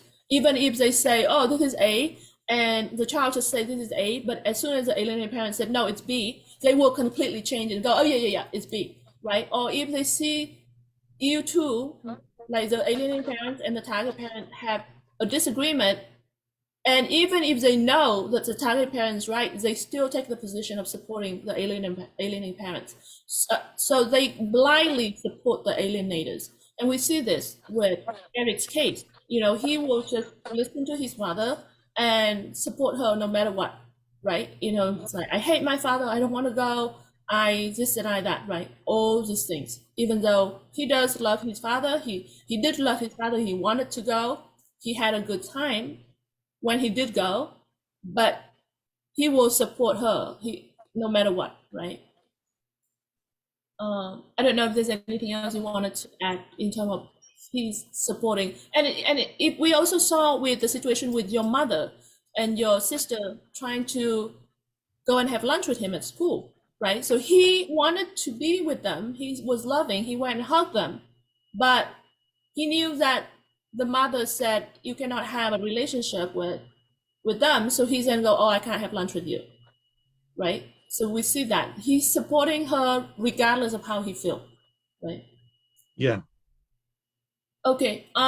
So number 8 is the last one, is the rejection of the extended family. So we just talk about it right now. Is the child not only rejecting the parent, but also rejecting everybody in that side of the family. So this is the situation with the lunch. He refused to have lunch with them. So not only he rejected Rod, but he rejected everybody in Rod's family. And this is not natural. Let's say if for some reason the child doesn't like you, there's no reason why the child would reject everybody in your side of the family.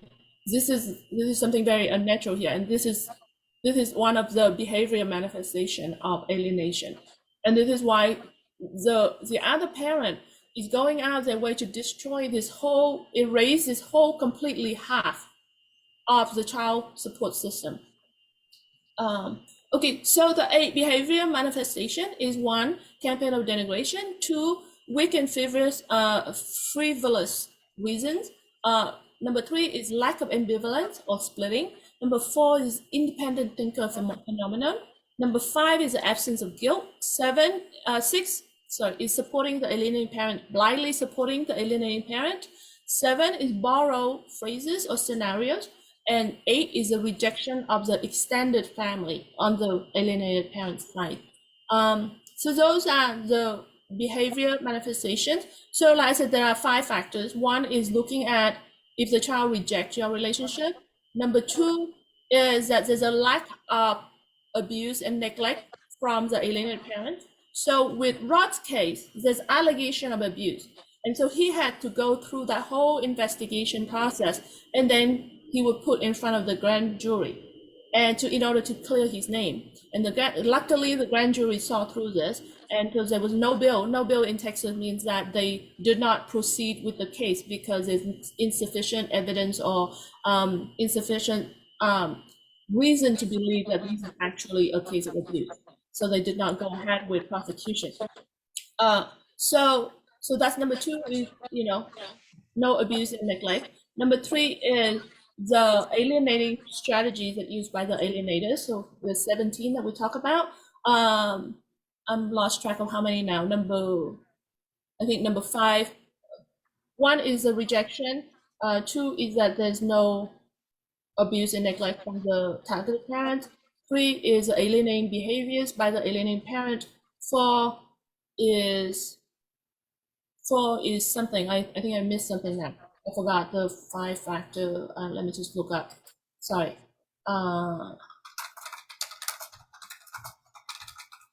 And then number 6 is, I think, is a 8 behavior manifestation. Contact refusal. Oh, and yeah, so one of them is actually that you previously have a good relationship. I'm sorry. Number 1 is that the child refused a relationship with you. 2 is that you previously have a loving, good, positive relationship. It doesn't have to be perfect, but it was positive. But in your case, you were in the home and you had a loving relationship. So you definitely have the previous good relationship. And 3 is a lack of abuse and neglect on your part. 4 is behaviors of the alienating parent, and 5 is the behaviors of the child. So that's why the 5-factor model is so important, because it look at everything. It look at behaviors of everybody involved, and it looking at the past history as well, and it look at the present, which is the child's rejecting you. So anyway, those are the forensic models to determine parental alienation. Okay, so go back to your case. I do want to ask about this. So before the tragic ending, and before the divorce, you said you didn't have a good relationship. You guys argue a lot. Did she ever physically beat you up? No, there was no physical violence whatsoever. I mean, there was arguing, yelling, but there was no physical violence. Was I don't there see. any physical violence against Eric by her? No, quite the opposite. A lot of times she would, well, she had a problem with they called it pseudotumor cerebri, but basically we all have a valve at the base of our where the spine goes into the skull, and to regulate the uh, spinal cord fluid around our brain. Well, hers would let fluid in, but it wouldn't let fluid out. And so she would get really debilitating migraines and would spend days, even weeks in bed. And so I would take care of Eric. And so there would be times where she would maybe see him, you know, maybe a little before he would go to bed, or maybe a little before, shortly after he would get up, something like that. But she would go a long time without spending a lot of quality time with him. Right, but So there's no, even in your case where you go to court and filing for things, there's never any indication to CPS or the court. There's no warning sign that she was physically abusive to you no, or to Eric. no, But none they had, whatsoever. right, there's zero whatsoever, right? But they had plenty of evidence of alienating behaviors, right? Yes. Right, from coaching him, from preventing access, from false allegation. So we have plenty of evidence of these 17 like alienating behaviors, alienating strategies, but we have zero evidence of physical abuse. And yet the end result of the case is that she killed Eric. So this is the situation, is that a lot of people in the domestic violence group is refusing to acknowledge parental alienation. They're refusing to recognize that parental alienation can end tragically with the death of a child. It can end really badly, and yet they're refusing to recognize parental alienation, and they keep pushing for physical violence. Yet in this case, we see there's no physical violence. There's no alert anywhere for people to think that she's physically violent, that she's capable of doing this. But yet the end result is this. And so this is very important. For people that are not familiar with Cadence law, unfortunately, this is the problem with Cadence law. Cadence law is pushing out there and refusing to recognize parental alienating strategies and parental alienating behaviors, and they completely deny it, and they only want to recognize physical abuse. And they are going out there and said, oh, we are doing this law to save children, to protect children, because too many children are getting killed. What they're not recognizing is that because they're denying parental alienating behavior, they are not protecting children like Eric, and now we end up with children getting killed because of this exact problem. We have the same problem with other cases, if you guys haven't seen it, that I have interviewed before, where children also got killed by the alienators. It's the same thing. There's no warning signs in terms of the physical violence, but there are plenty of warning signs in parental alienating behaviors. So if you don't address the parental alienating behaviors, you could still end up with the situation where the child get killed, and sometimes the alienated parents get killed. So really, Cadence law is a problem, is a huge problem. And yeah, so I saw Claudia said Cadence law denies recognizing child psychological abuse. Yeah, it's a huge, huge problem. And Claudia is really very actively working on fighting Cadence law. So yeah, definitely.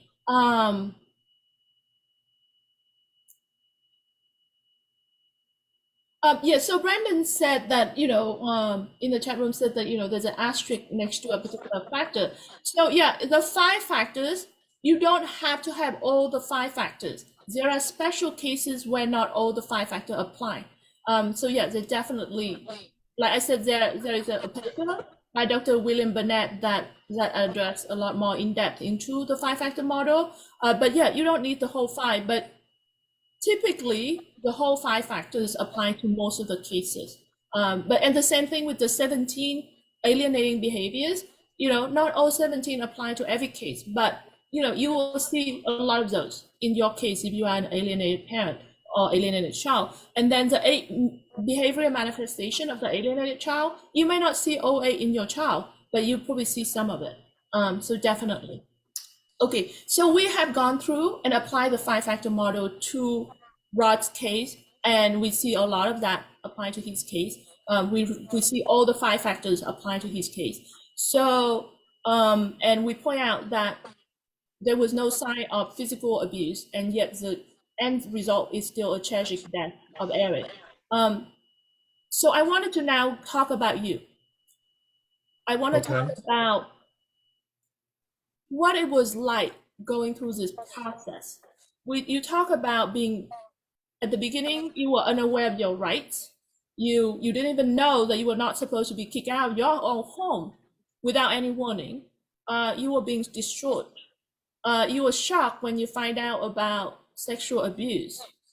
So how was it going through back then before the final ending? Like, what was the process feel like?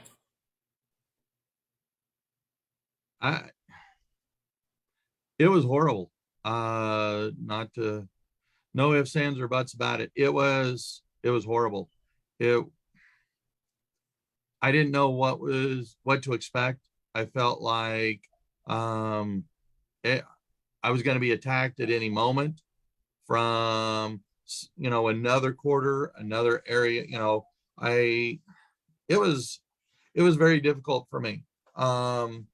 I was really lucky. There was a group here in Dallas, a divorce group that I kind of got put onto, and they helped out a lot, being able to have a support network of folks who were going through divorce. None of them were like mine, to the extent that mine was, but we had a lot of similar issues, and it provided a network of support so that I didn't feel totally isolated, which was what Eric's mom was trying to do, was to isolate me, separate me, segregate me from all that I knew.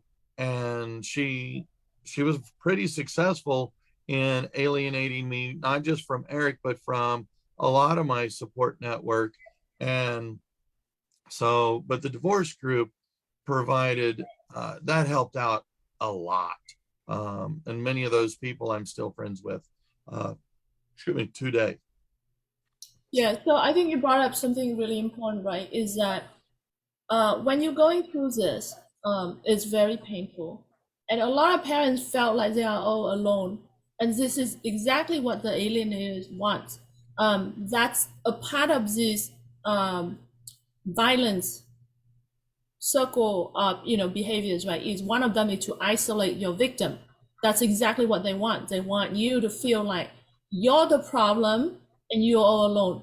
And that's why it's very difficult for a lot of parents to cope with parental alienation, because the pain of itself, and then on top of that, it felt like nobody understand. And she did this purposely, because she even went through to try to get you, and you got fired. You lost your job because of this. She went through and tried to remove Eric from you. She talked to everybody to make you the bad guy. So all your friends and family. So really, this is what they did. And so what you did is you found a support group, and this is so important, parents. You need to find people that understand you, because you need to know that you're not alone at all. You're not alone. You're not the first person that's going through this. You're not the only person that's going through this. You know that you're not alone.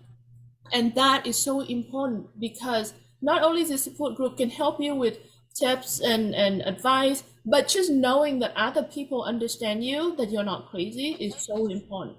The other aspect of it is, the thing about alienation is it's so abusive, in that it's not like somebody, let's say you go out on the street and then you got robbed, and then you lost your wallet, right? You go home, the incident's finished. You go, okay, it's done. The same robber is not gonna come back and keep beating you up. It's over, it's done. So the rest of the time you can focus on healing. The thing with alienation is it's an ongoing abuse. So you end up constantly on edge, because you don't know what other trick and other tactic is gonna come up. You don't know what kind of court hearing you're gonna have tomorrow, some kind of filing, whether the police gonna turn up with another allegation of abuse, whether the CPS gonna turn up. You don't know what else that they can try to take away from you. So you constantly on this, and that's why a lot of parents suffering from complex form of PTSD, because it's nothing post trauma about this. It's not post, it's not over, it's ongoing trauma.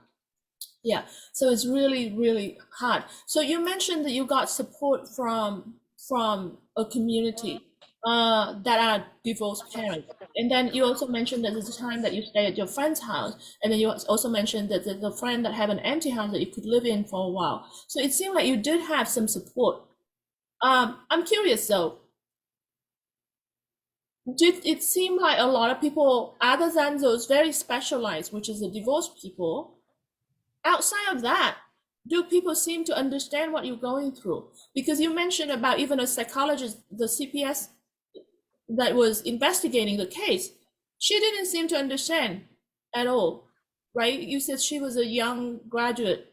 So did you notice this is a common thing? Do you notice that other people understand alienation when you were going through this? No, not at all. Some of my childhood friends that I still knew from high school, my family, my parents and siblings and like, we all kind of thought that this was unique because of Eric's mother's education and background, is again being a police officer as well as being a college professor, that this was something unusual and unique. And so no, none of us thought that this was commonplace. Right, right. Yeah, that's a problem we see very common, and a lot of parents, that's why they keep saying how they can't get help and people don't understand, and how the court doesn't understand them, the therapists don't understand them, the police not helping them. This is the problem, is that lack of awareness. And this lack of awareness is so widespread. You're looking at every level and people just don't get this. And this is why it adds to that isolation that you talk about, is that you can't get help anywhere because people don't understand it. And we're looking at this such a big problem. We're looking at like the study from Colorado State University, looking at 22 million parents in the US alone. So it's a very widespread problem, and it's a very serious problem. We're talking about how traumatic this is. So we're looking at this as a public health issue, a crisis, really. But yet there's zero understanding, there's zero awareness, and there's zero resources, right? You don't have a hotline that you can call up and go, oh, I'm being alienated, right? There's no alienation hotline. There's no shelter that you could go to, right? There's no resources. Did you find any resources for alienated parents? Not at the time, no. There were since then, yes. once I realized that this was sadly more common than just me, I did find there was here in the Dallas area, there was a support group that met once a month. So I went to them. Um, and then the more I learned, the more I began to dig into it. Somebody shared with me that I ought to check out the book Divorce Poison by Dr. Richard Warshak. And as I was reading that it took me a couple of months after Eric had died, but as I'm reading through that, I was so angry with myself that I did not think to investigate, because that book would have helped me out so much earlier, as it would as I was reading through it, all the different things that were in the book. I'm going, well, gee, Eric did this, Eric did that, Eric was doing, exhibiting these behaviors and those behaviors, and I'm going, wow, how could I not know that there was so much out there? And that was 2011, 2000, early 2012. And since then, there has been a whole bunch of stuff. So I'm glad I caught on, even if it was late. So you mentioned this thing, and I wanted to kind of highlight it, is that a lot of alienated parent, like targeted parents, um, feel guilty and blame themselves. But you're not the problem. You should not at all feel guilty. I know that you you felt like you could have done better and earlier, but really, I mean, hindsight is golden, right? Hindsight is 2020. So you can't blame yourself. You did the best you could. You guys in the chat room, I posted a link for the 5 must-read books on parental alienation. It's on our website. You can see the list. There are a lot of great books on parental alienation, but these are the 5 that we recommended. So check it out. But yeah, and that definitely includes the book Divorce Poison by Dr. Rorschach. He's amazing. He's incredible. So definitely check it out. But when you said once you discover parental alienation, you discover a group. This is a problem, is that there are some resources for parental alienation. For example, like us here at VictimToHero, and some other group, but they all small, non-government, usually a little nonprofit little organization like us here that trying to help parents, but there's no system help. There's no funding for the government to create any kind of support for alienation. There's no government organization or programs that was designed to help alienation. That's what I mean, is there's nothing out there. And that's a problem. You're looking at a public health crisis, and yet there's no public help, public resources. And that's really a big problem, because there's only so much we can do, as a VictimToHero, as organization, as Parental Alienation UK, there's, or as, all these different groups, even the Parental Alienation Study Group, PASG, all these groups, we're not big enough. We need a systematic help from the government with programs, with resources to help, because there's just too many victims and the problem is too widespread. And yeah, that's what I mean, is there's such a lack of resources. So when you look back, what you were going through really traumatic, and you found the support group that you go through regularly. But what did you do to cope?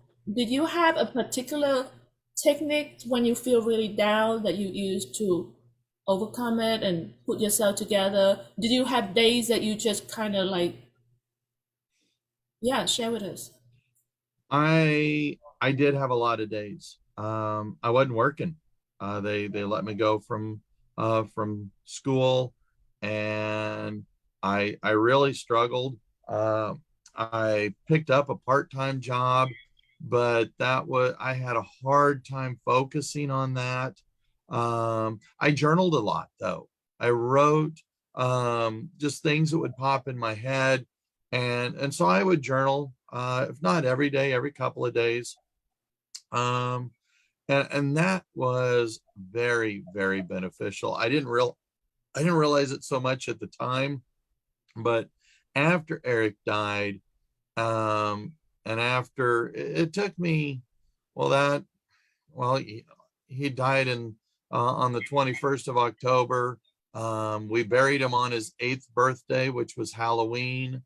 Um, Thanksgiving was really horrible. Christmas was absolutely horrible.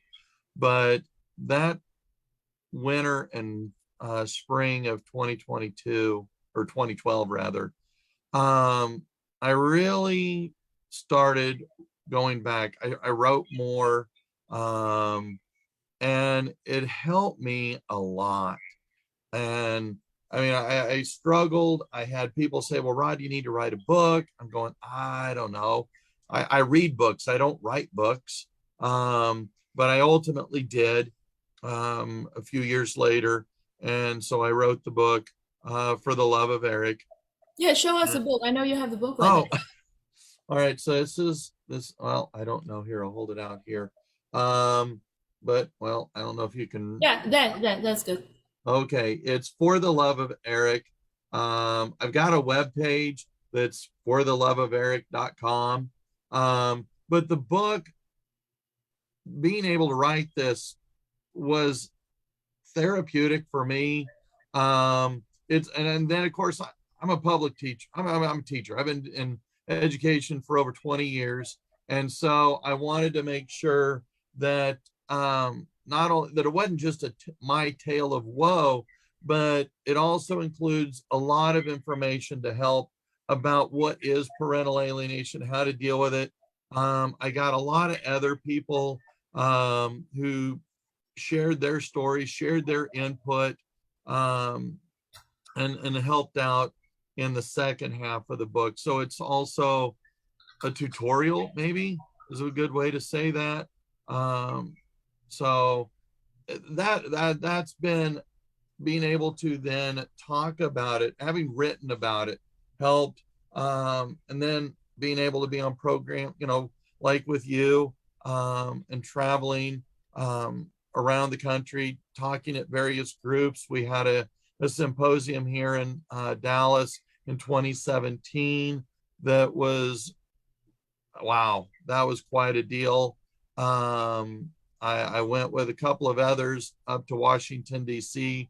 We presented a bunch of signatures asking the American Psychological Association to, to take a stronger look at parental alienation. I testified before the Texas state legislature on issues with CPS, and that, again, the issues of parental alienation and the dangers and the harm that it can have. And so by being active that way, has really helped me find a way to deal with what I went through, and in a way help other folks, to make something positive out of something negative. And so, I mean, I'm actually in the process of becoming a professional counselor to take, my experiences and try and help out. I am always amazed at how many of my students are in divorced families. A number of them have commented to me privately, passing periods and stuff like that. But they'll share with me that, they too have been used as victims to pick a side that, I mean, they didn't really know it as parental alienation, but listening to them, I'm going, yes, you're being victimized. And I mean, I truly do believe, I didn't coin the phrase, but I truly do believe that, parent or kids deserve to have a healthy relationship with both their parents, even if mom and dad divorce.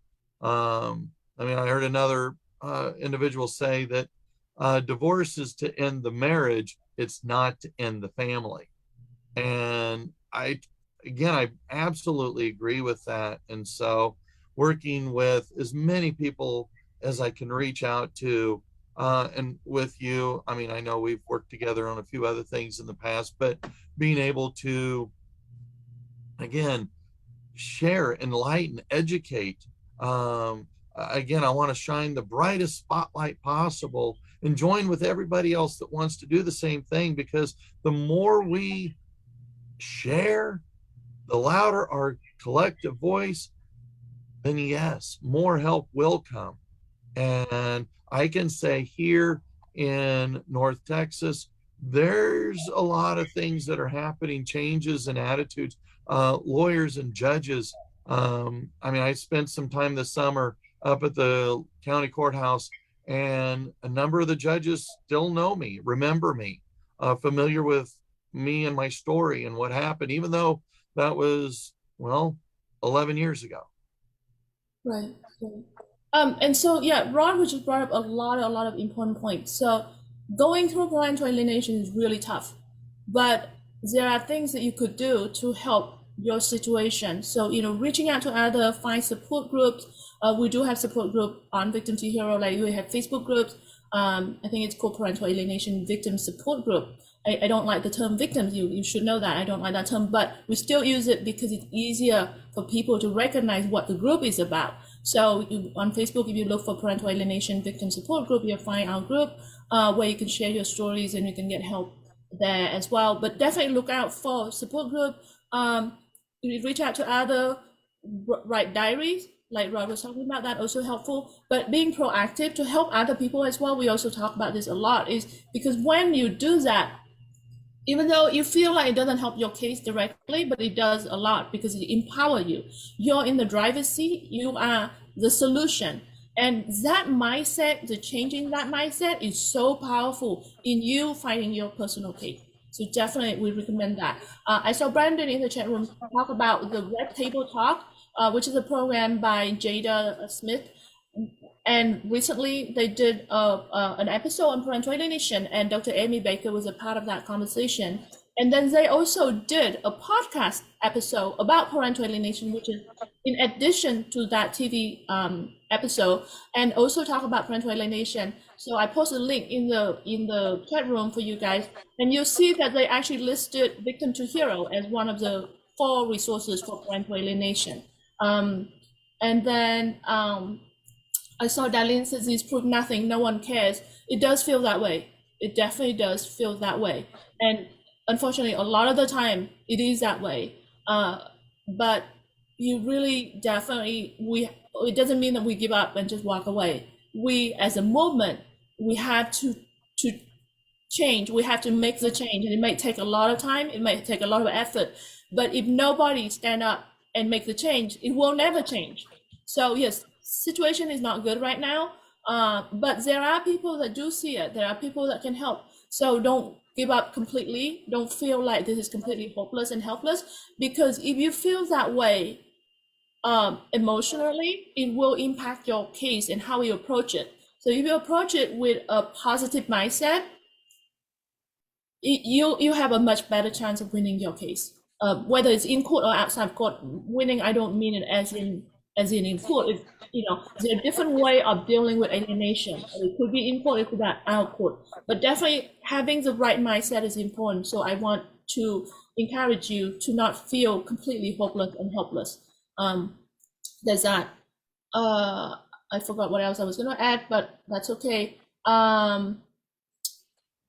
Thank you, Claudia said, glad to see that VictimToHero is getting the credit that it deserves. Petra, you're amazing. Thank you so much, Claudia. Claudia is amazing, by the way.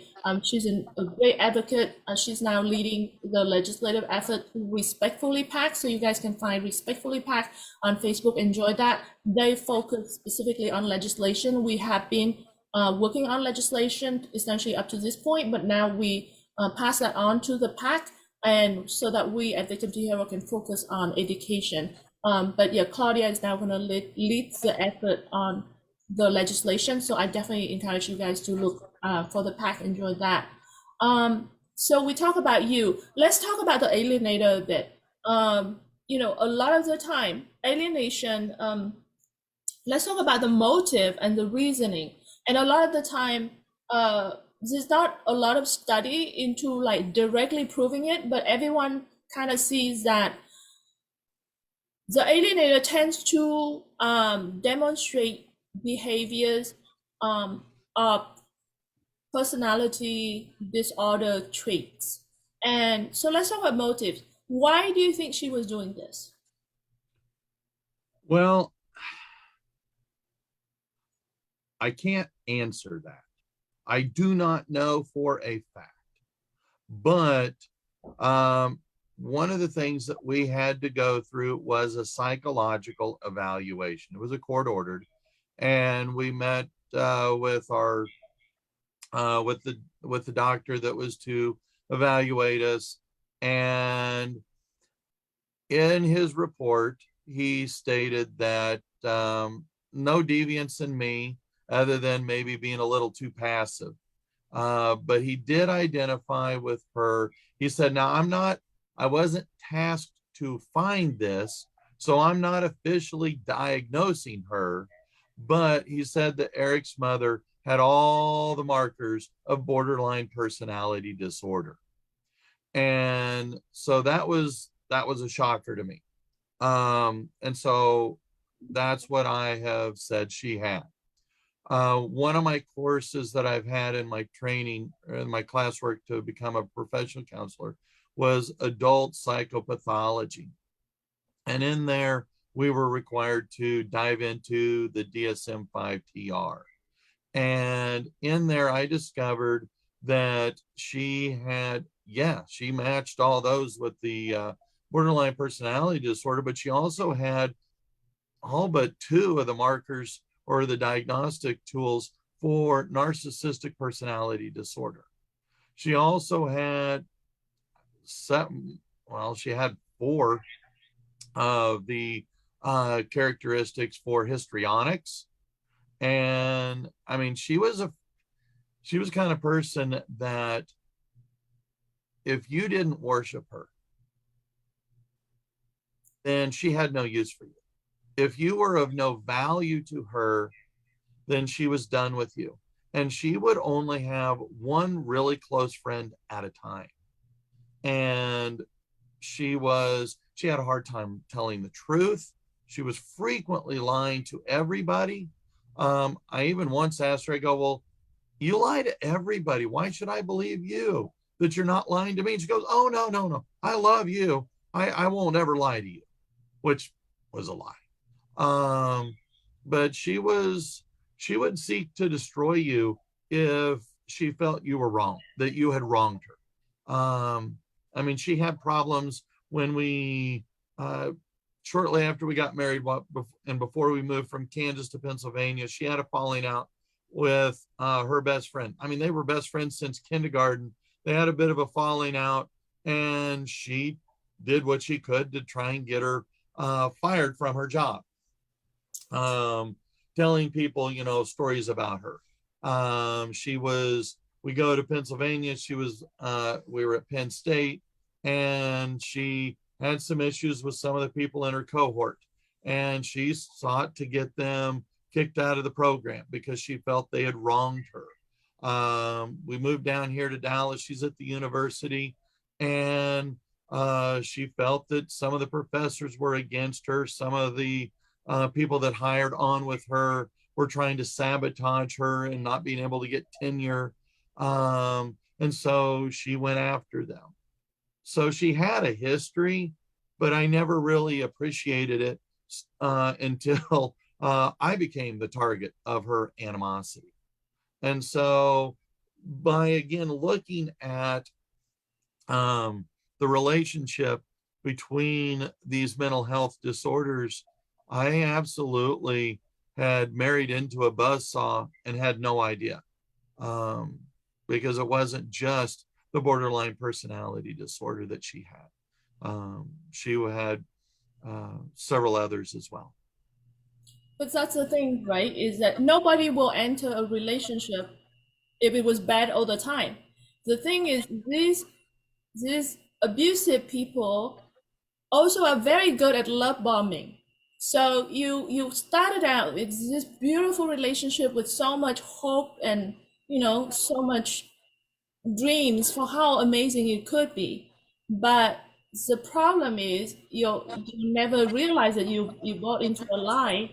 So now it just end up tragic. And a lot of the time, because you were the victim of love bombing, you don't see it. You don't recognize it until it hit you, and you get so shocked, and the rug will pull under you. It's very difficult to deal with, and this is very common. And so yeah, so thank you for that. So I do want to touch. Thank you, Rael, for reminding me. There's a statement that you made that the cops can't do anything. So I do wanted to highlight this, and thank you, Rael. So a lot of parents feel like the cops can't do anything, so they call the police, like with the situation of custody exchange. They call the police, and they have a custody order that said, you are allowed to have your child at this time, and you turn up to pick up the child, and the child is nowhere to be found. And then a lot of the parents don't realize that if you have a custody order and the other parent refuse for you to have that custody order, have your child, that is interference of child custody, and that's actually a criminal act. Now it's in every state in the U.S. In some state it's a misdemeanor, some state it's a felony, and some state it has multiple level. Like if it's a repeat offender, it's a different level, higher level of felony, etc. But it doesn't matter what state you are in the U.S. It's a criminal offense if a person interfere with you, with your time, with having your child's custody. So first is that a lot of parents don't have that awareness, so they don't realize that this is a criminal act and you are a victim of a crime. And second is that parents don't realize that they should call the police. And when the police, a lot of the time, the police themselves don't even know that this is a criminal act. They don't even not aware of the criminal code, the penal code. So it's very important for parents to be aware that this is in the penal code. It's not a family court issue. This is a crime. It's a criminal code. So go in and become aware of the criminal code in your state and call the police. And if they are not aware of it, please train them. If you need help for advocates to support you, let us know, because we do have people that will help you with that. Definitely Claudia, Rael, among the people that really very active, very proactively with this. So if you get denied of your custody time with your child, it is a criminal act, and so you are a victim. So that's the thing. So if the police refuse to do something, they fail to protect. That's something that is a very serious issue. If the police doesn't protect a victim of a crime, that's a problem. So there's procedures that involved with that. So when you are a victim of a crime, it's the government's job to protect you as a victim. That means that you don't actually have to hire a lawyer yourself. You can go through this route of getting criminal protection, of criminal prosecution, and that's through the DA office. So there's that whole process that I wanted to bring this up because it's their job, the law enforcement job, to support you. So there's a lot of things that involved with this. So we've been doing a lot of events on interference of custody, child custody. We've done Zoom calls. Claudia is going to organize more Zoom calls with this that you guys can go on, and there's more information for you. But I wanted to point out earlier when you said the police can't do anything, it's actually their job to do something about it. Even if they don't take physical action, they could actually create proper reporting procedures so that the district attorney office can pick the case up and prosecute the case through the criminal court. So there's things, I just wanted to point that out. Okay, there are a lot more. We're running into 2.5 hours now. There's a lot more questions in the chat room. So I'm going to give Rod the link to this video so that later on in your time, Rod, we expect it within 24 hours. Yeah, if you could look through it, and if you could there's a lot of comment and questions. If there's anything that you could comment and add into it to help parents, we would really appreciate it. I will also go through later and see if I can help with anything else. But feel free to add more question and comment if you watch it later. If you're not watching it live, you can also add more to it. And then yeah, so I think we're gonna let Rod go because we've been going for a long time. And then in the next, like I said, 5 minutes, he's gonna go through and answer all the questions. But thank you so much, Rod. Really, really grateful for you. for sharing this today, but also for you for taking this proactive role to help the movement to make the change. Rod has been very proactive, like you guys could hear. He testified in front of the legislation to try to change the law. He's going to continue doing that. There are more laws that we're trying to change in Texas, and he's a part of that. We have a lethality project regarding parental alienation. He's also a part of that. So definitely, thank you, Rod. Really grateful for you, and really have so much respect for you for having that strength to stand up despite this tragedy, despite everything that you're going through. So really, thank you, thank you. For parents, please help us by liking this video. Please share this, and if you haven't, please join our mailing list on our website, VictimToHero.com. And on the top, on the right-hand side, you can enter your email address so that you can be a part of our mailing list. We haven't sent out a lot of emails. The reason is because we have a lot of stuff to share, but we're kind of like building it up, and we will soon, sending a lot more emails and giving you more resources and information. We have a lot of programs in the work. So thank you, and have a great day, everyone. Thank you, Rod. Really appreciate you. Well, thank you for letting me be able to share my story and be part of your platform. Thank you, thank you, thank you. Thank you. Thank you, parents.